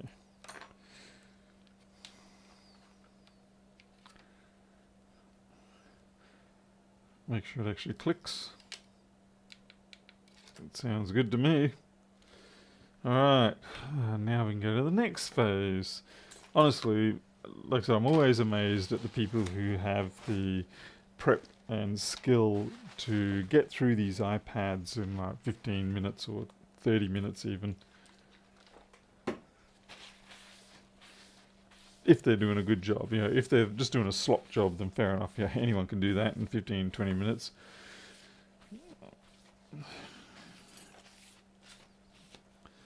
But if they're doing a good job and they can do it in that sort of time frame, that's very impressive.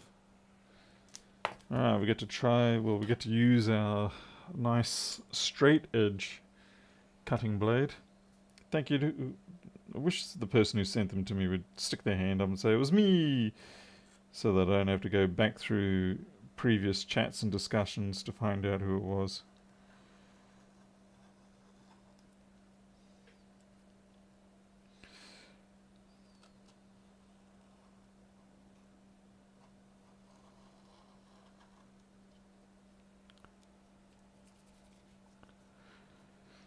It's almost true, Holy. It's almost true.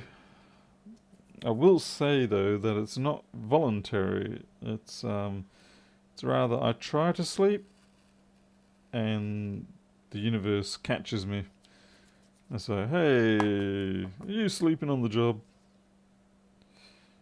And so it sends in one of the cats or something.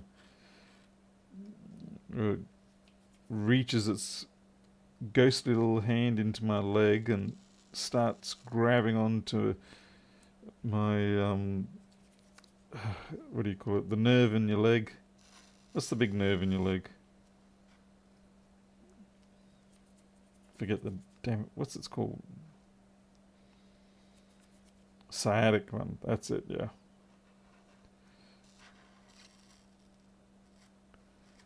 It's like, hey, you remember your sciatic nerve? Know how this hurts?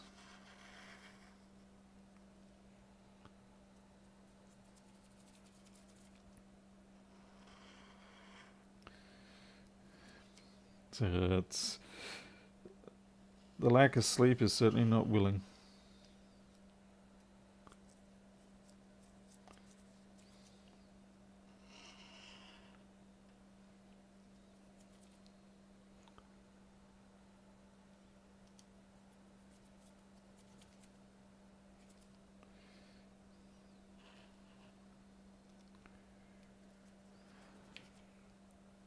Anyway, these blades work the treat.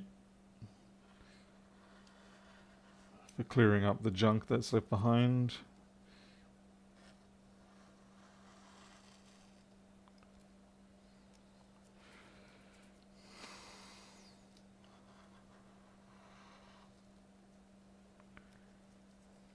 You do have to still clear them fairly quickly. You can't just do a full length, not too easily. And you still have to get the angle right. But if you do, it's very nice.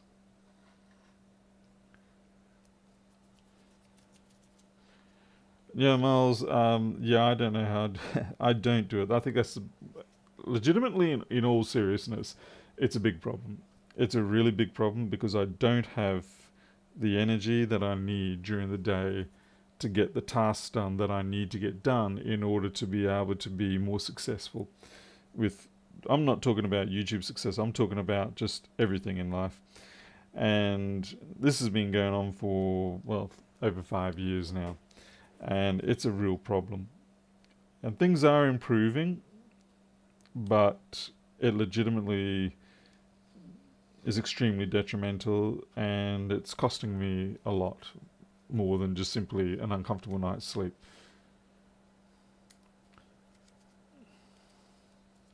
Okay, exactly. And that's the other thing, is in the back of your mind, you're thinking, this is going to be costing my body somewhere, somehow. I have to be careful because I got a chunk taken out of my face a few months ago. And one of the things I said is, well, there's many things it could be. And lupus is on that list.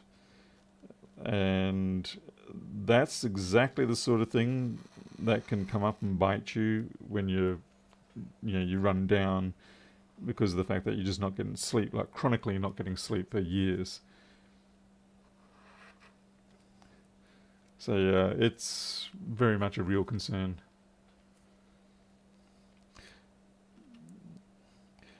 And unfortunately, it's not so much that it's like, well, why don't you take something and you can go to sleep?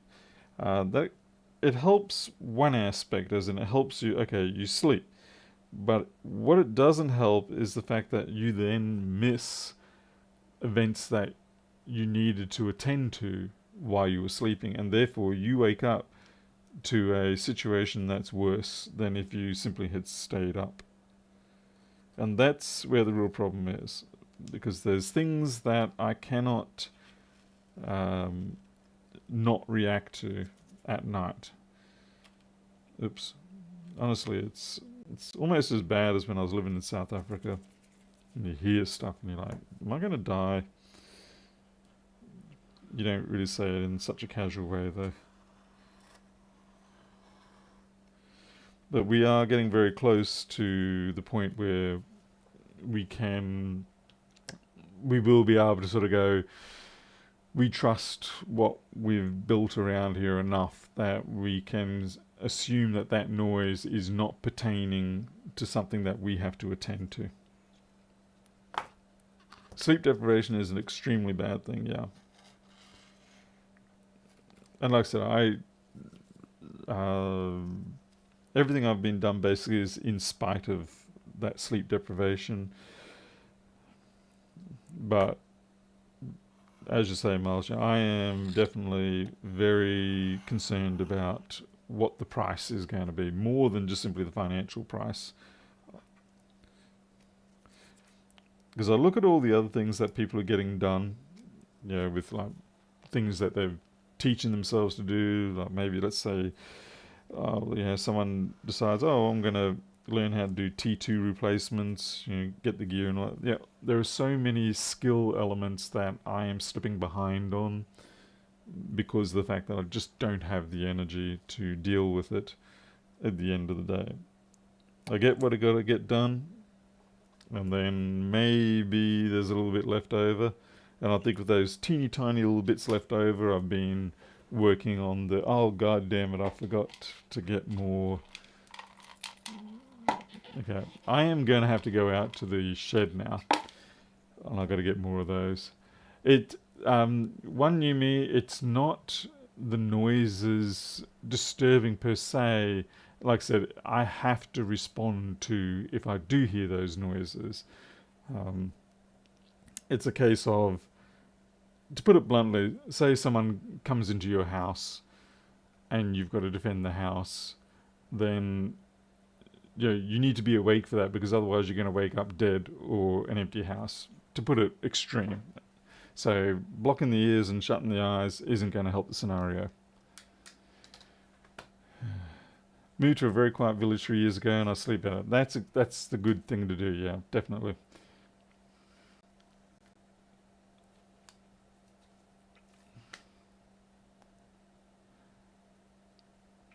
Anyway, we are getting things to the point where it's improving. We're so very close. So very close. Just hopefully I can get over that line. Alright, I've got to go into the shed. This is going to take me about 5 minutes, because that's where all my replacement containers are. I forgot to get them today. Another example of lack of sleep, forgetting to do fundamental things like this. Got my torch.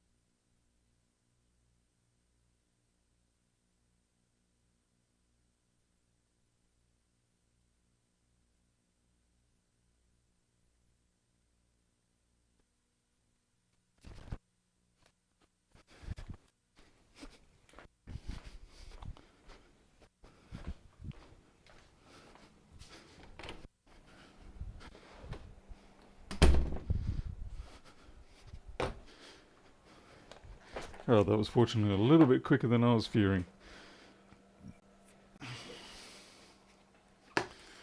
Also, remember to bring down the new battery spudger. Okay. These are really cheap, nasty bulk ones I got from, I think it was from eBay or AliExpress.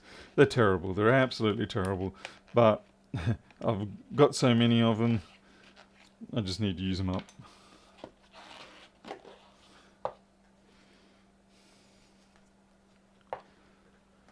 Okay.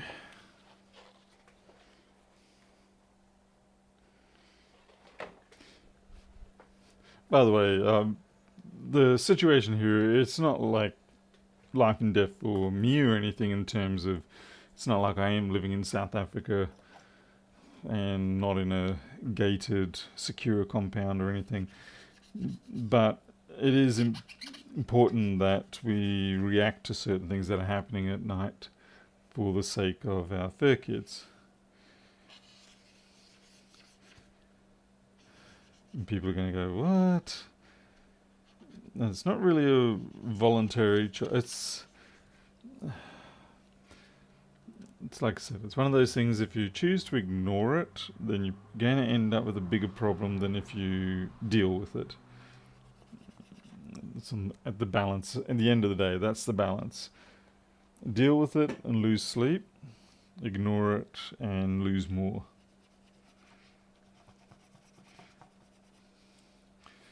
I mean, it really should not be like this, but it is like that. And like I said, we're thankfully nearly at the end of the process of making our compound vastly more secure and safe for all involved. Like I said, people consider me crazy for the fact that, that's affecting me in that way. But that is the way it is.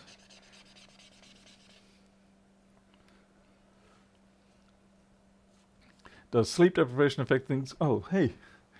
Hey, sweetie. He just wanted to see you. You wanted to see me? He's alright. No, we actually do have face camera now. So I can grab him. Have you got stuff in? I've taken my gloves off. Come here, Mo. Yeah, thanks, sweetie. There we go. Alright. Here we go. Say hello to everyone, Milo. There you go. Yeah, this is Milo. Yep. He keeps me a little bit awake because he comes in and sleeps in my armpit. Alright, buddy. I've seen enough. There you go. Oh, 10 o'clock. Yeah. Alright. Insulin time. No. Crikey. I think I might have to attend to that before I put gloves on.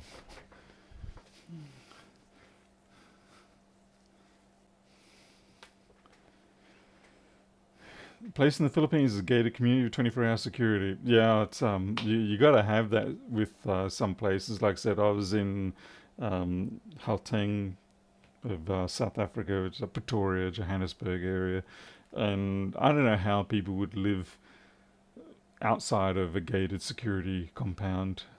So I had a house in one, and it wasn't too bad, but there were definitely nights where you would be lying there awake, listening and watching for shadows going past your iron bars and things like that. Yeah, you lived in a prison. Yeah, anyway, I've got to do Micro's insulin and I'll be back. Sorry about this.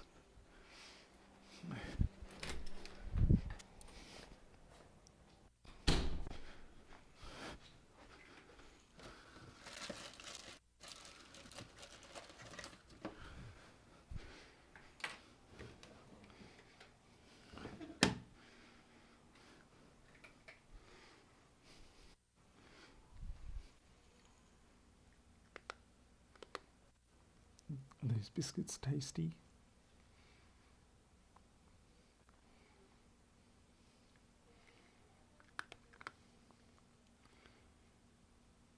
Oh no, you're running out of biscuits.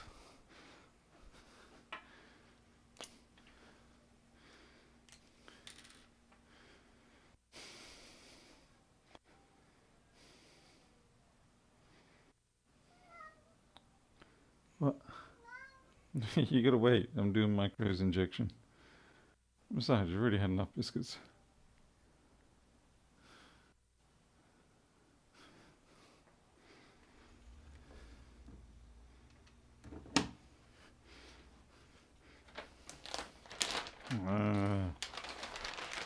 Here you go.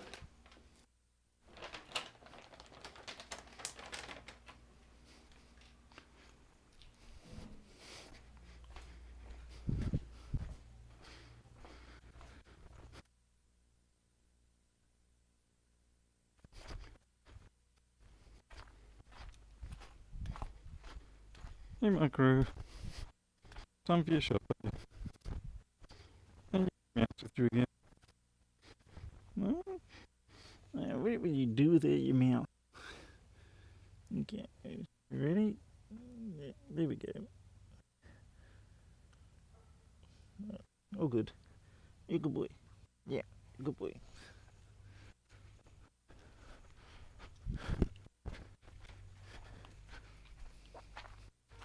What you doing?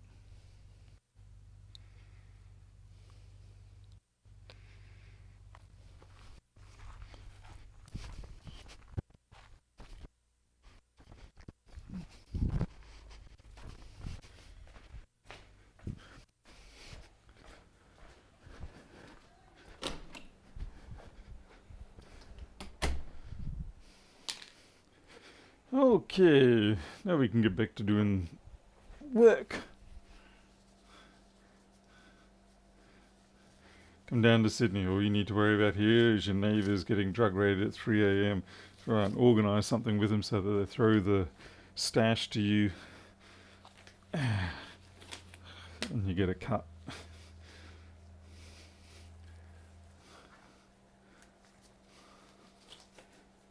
Okay.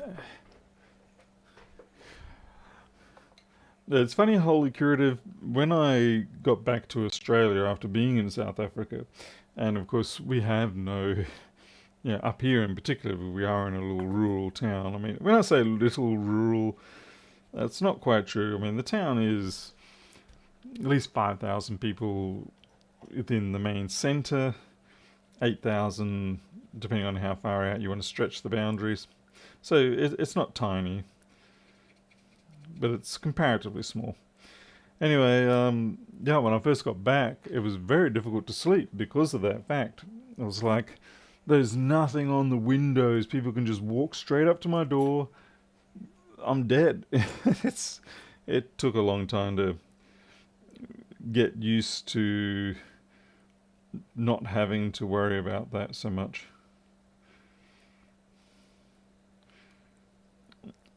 To not worry, every time you step into the car, immediately reach for the lock, the central lock to shut everything down. All those sort of habits that you develop as second nature due to living in a environment such as that. 350 people, that is nice. Nice, so long as everybody gets along, I guess. As long as no one starts any nasty rumours. Alright, finally we're getting to the reassembly phase, which is usually where I botch things up, much to the entertainment of too many people.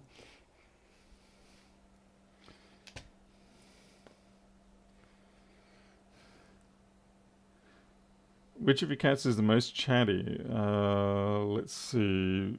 Milo is quite chatty. It depends on the circumstances. Micro does a lot of chit-chat once he's in the mood. He also talks a lot with his mouse. He takes his little stuffed mouse around with him everywhere.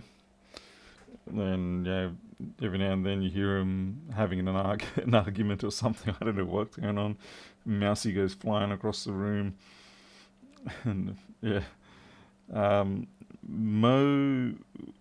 Milo will complain the most if you are not doing things on schedule. So like at night when he gets locked in along with all of them, he will be expecting me to be in the bed so that we can watch various YouTube videos, and he does have preferences. And so if I'm taking too long, say brushing my teeth or whatever, he will yowl the whole ways down. Trying to think who else is really chatty. Not really anyone else that's super chatty.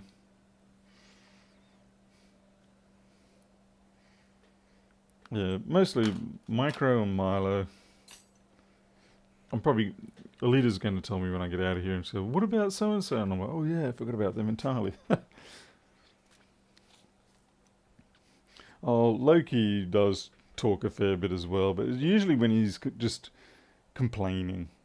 He doesn't talk just general talk. It's just more like he'll get into the bathroom or sit on the toilet and go all out.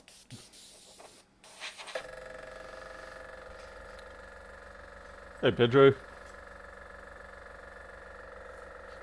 Hey Minitum.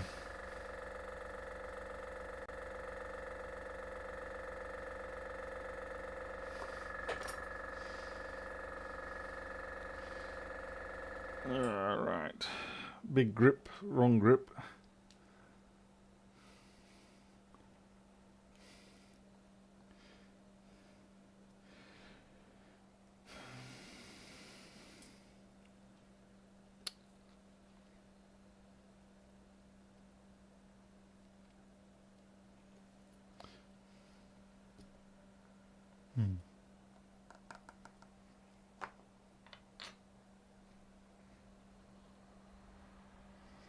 I just realised I've misplaced the adhesive for that. That's not good. I don't like putting these down, but we're doing that.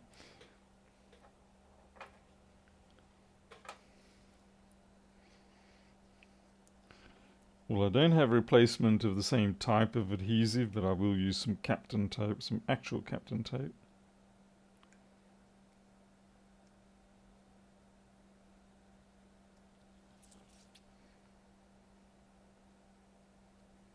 Nope, that didn't work.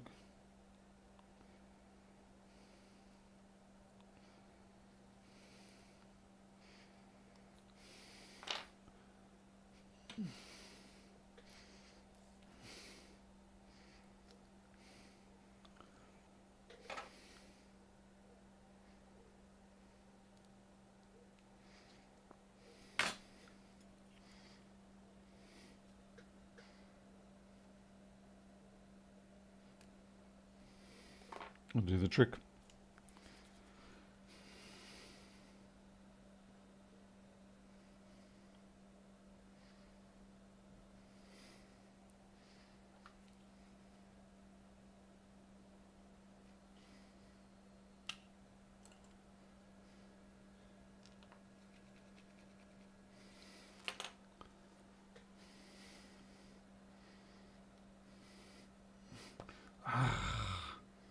Sorry. You always worry when you're trying to put... I'm going to have to shut up for a second.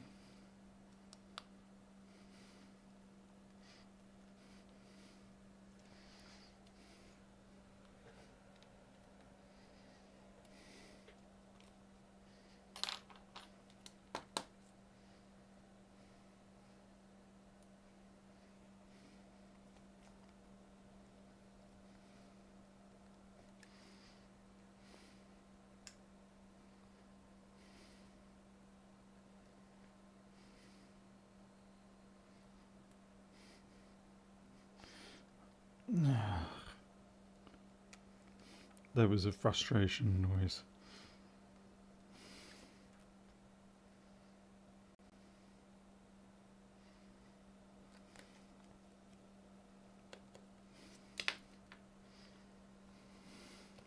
Don't snare the cable.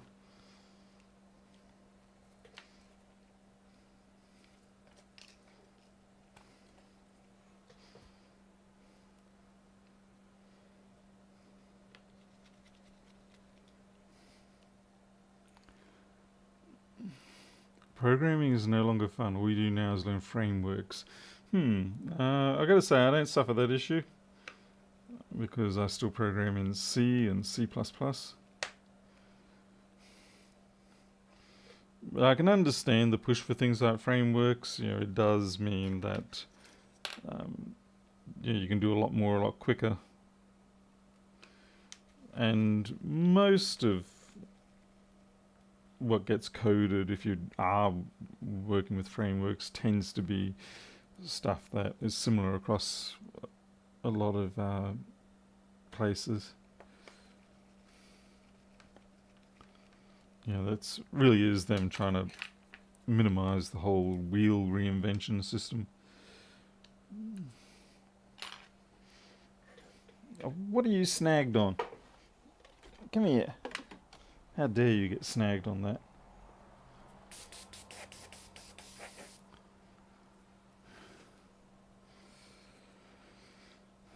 Yeah, bastard IC. That's what I believe in. I genuinely do. Yeah.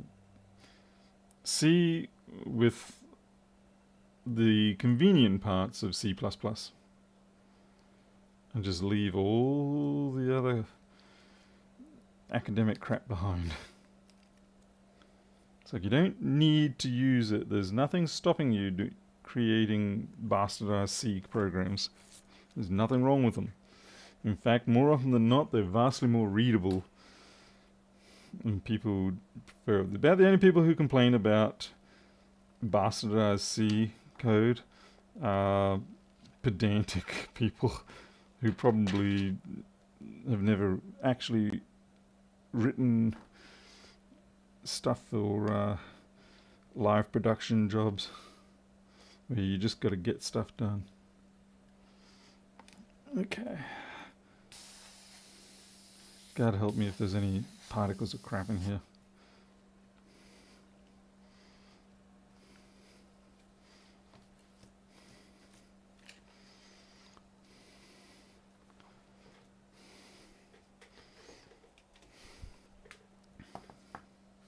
Okay, we're going to have to heat up this section because there's a couple of hot glue blobs perhaps that are holding things back maybe. Please tell me it's hot glue blobs holding that up. Feels like it.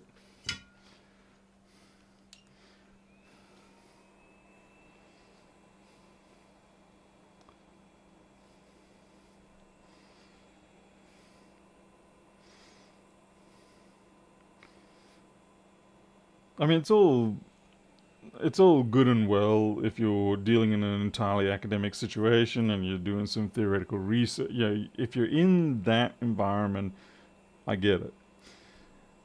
But when you're doing applied programming, it tends to just not work out so well if you try to stick to purity.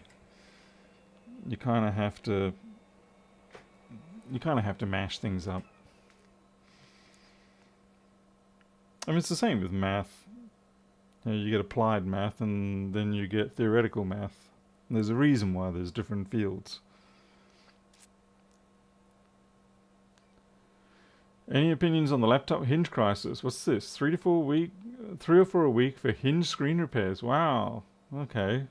All different brands and things like that. Where are they usually failing? Are you pulling out from the actual screen assembly as opposed to the main body? Because I have noticed that since they push for having substantially thinner screens, it does seem to happen quite a bit.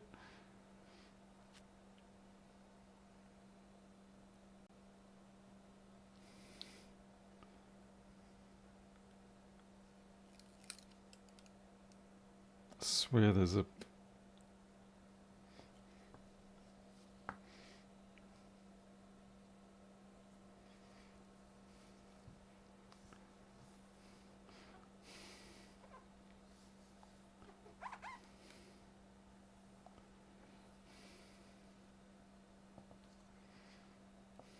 Left-hand hinge is breaking on the screen on a lot of HP. Yeah, as in the hinge runs free and then actually talks through the display panel itself. Yeah.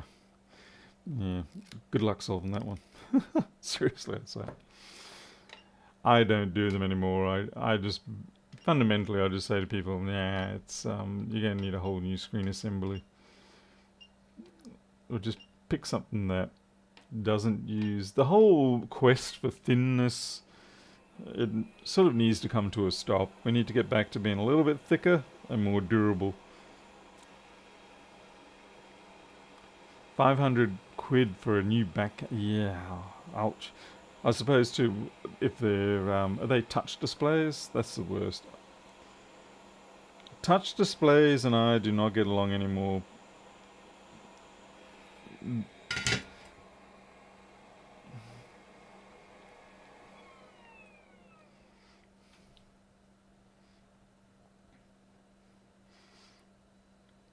Yeah, for all that people mock Apple with their costs and everything like that, at least they have. I've never seen a broken hinge on a recent sort of Mac, anything from 2012 onwards. I know there were issues with pre-2012,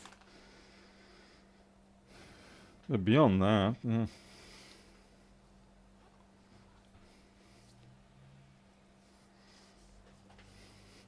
But yeah, they're just going too thin.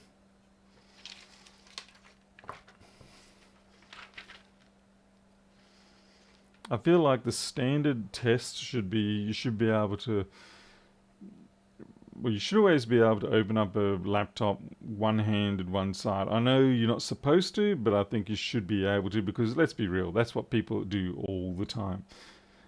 The other thing is you should be able to hold the laptop from the screen. Again, shouldn't do it, but people do it. It's all very well. This is the whole theory versus applied practical stuff. It's all very well to say, well, people shouldn't do that. Thing is, people do these things, and you do need to then factor that in and accept that. Yeah, that's just the way it's going to be. Yeah, idiots out there. That's another thing I can't accept.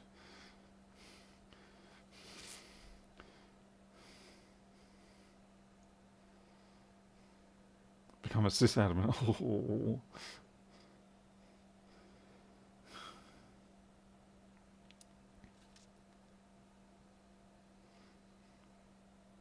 I still very much enjoy writing code, and I've been coding since I was 10, so it's 40 years of coding. I still enjoy it, but the reason why I enjoy it is because I don't. I code for projects that I want to code for.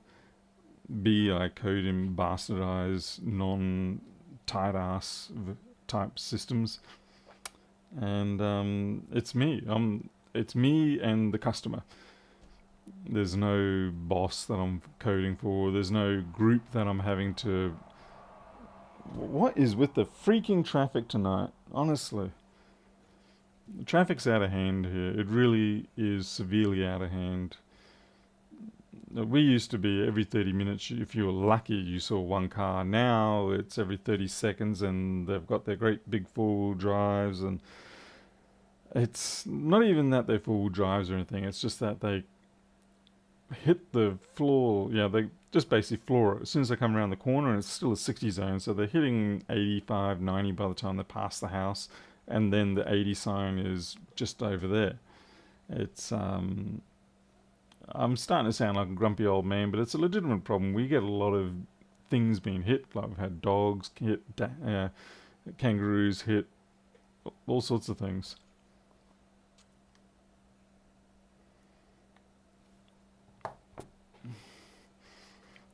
And it's hilarious. These guys have got massive light assemblies on their trucks. Massive light systems, because they want to see. You're not a man unless you got 6,000 watts of pure acidic blue LED blasting out the forest ahead, even though there's no forest, it's open bushland. And yet still they manage to hit kangaroos because they're not looking, they're just... They probably spend more time reaching down to the dash and getting their foot to the floor and changing gears like Fast and the Furious to even bother looking where they're going. Like I said, yeah, damn kids, get off my lawn. Like I said, it's not a big problem. Traffic is traffic. I mean, I've lived in some high traffic areas, but if they just eased off a little bit, it would be so much better. And of course, the other problem is they're not rolling coal, but because they're flooring it from around the corner, there is obviously a very large amount of exhaust fuming going on, and it blows straight into here. And anyway, I'll tell you what, electric vehicles will fix that up on them.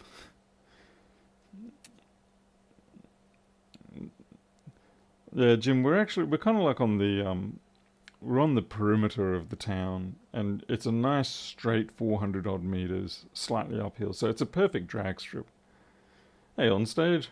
How you going there? Hey, Mr. Stamps. Good to see you too. We're just waiting to see if this thing boots.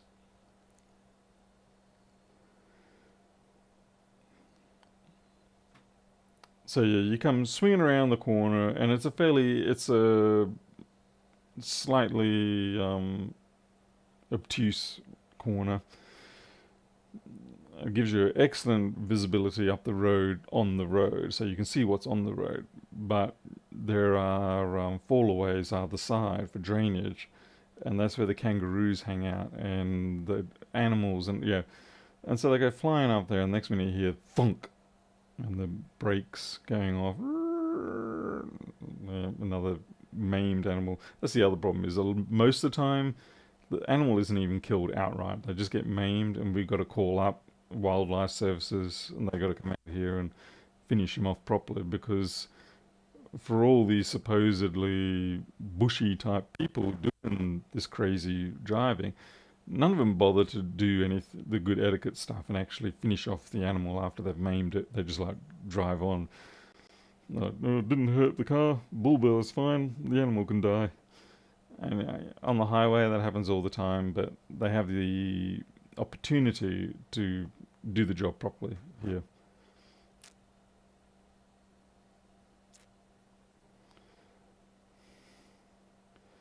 You would do, you're not living in London with 20 miles per hour speed limit. 20. Ours here is 60 kilometers an hour going to 80, but they consider it just 120 all the way. Honestly, I'd love to have a drone or something like that that can just lurk. And if you spot one that you know is definitely speeding, if it's at night, and just hit the old red and blue and see how they react.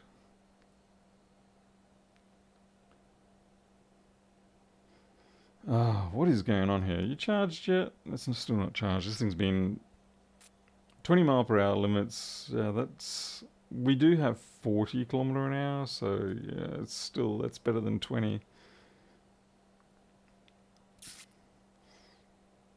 I mean, 20 is 32. Yeah, 32 kilometers an hour. It's wee low. Oh, this thing's gonna take forever. Oh well. Annoying when you can't test things. Alright, listen, I think I've worn myself out, so I won't be doing any assemblies tonight. I will be doing coding, and I'll be on Discord.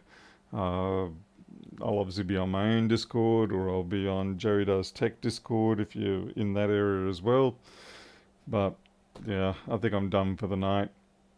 I won't be really going to sleep, as we discussed earlier. Probably the best sleep I do get is in the middle of the day.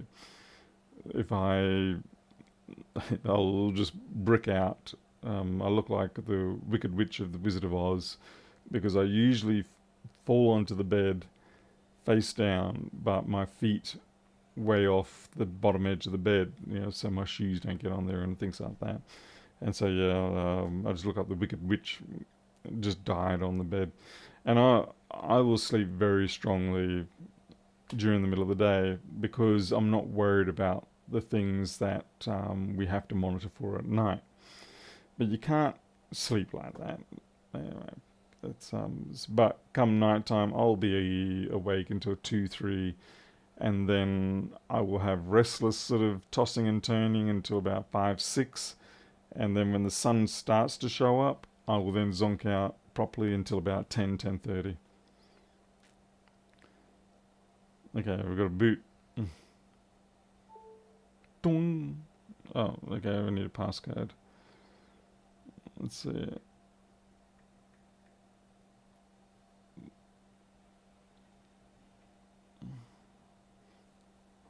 Well, it seems to be working, so I think we'll call that a success at least. The XR, which is actually the same person that owns this one.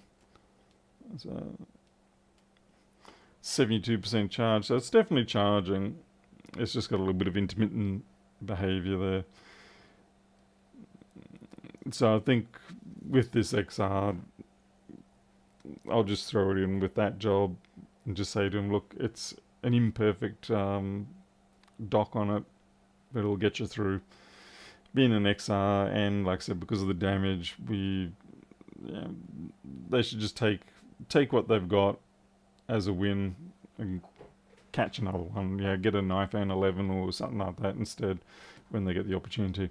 Alright, I am out of here. Thank you all for watching. I appreciate it. And hopefully the live stream channel is working out for you guys. I don't know how the subscribe bell and all that sort of stuff is working. I know there's been a couple of people complaining that they haven't had notifications. I am trying to put at least 15 minutes of notification. I probably should be pushing for half an hour before the stream starts. It isn't always possible.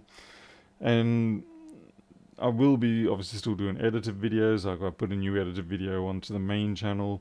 And hopefully with the separation between the main and the live, we should see life coming back into the main channel. I have noticed I'm starting to get comments now on the videos that never really got comments before, so YouTube must be dishing them out finally.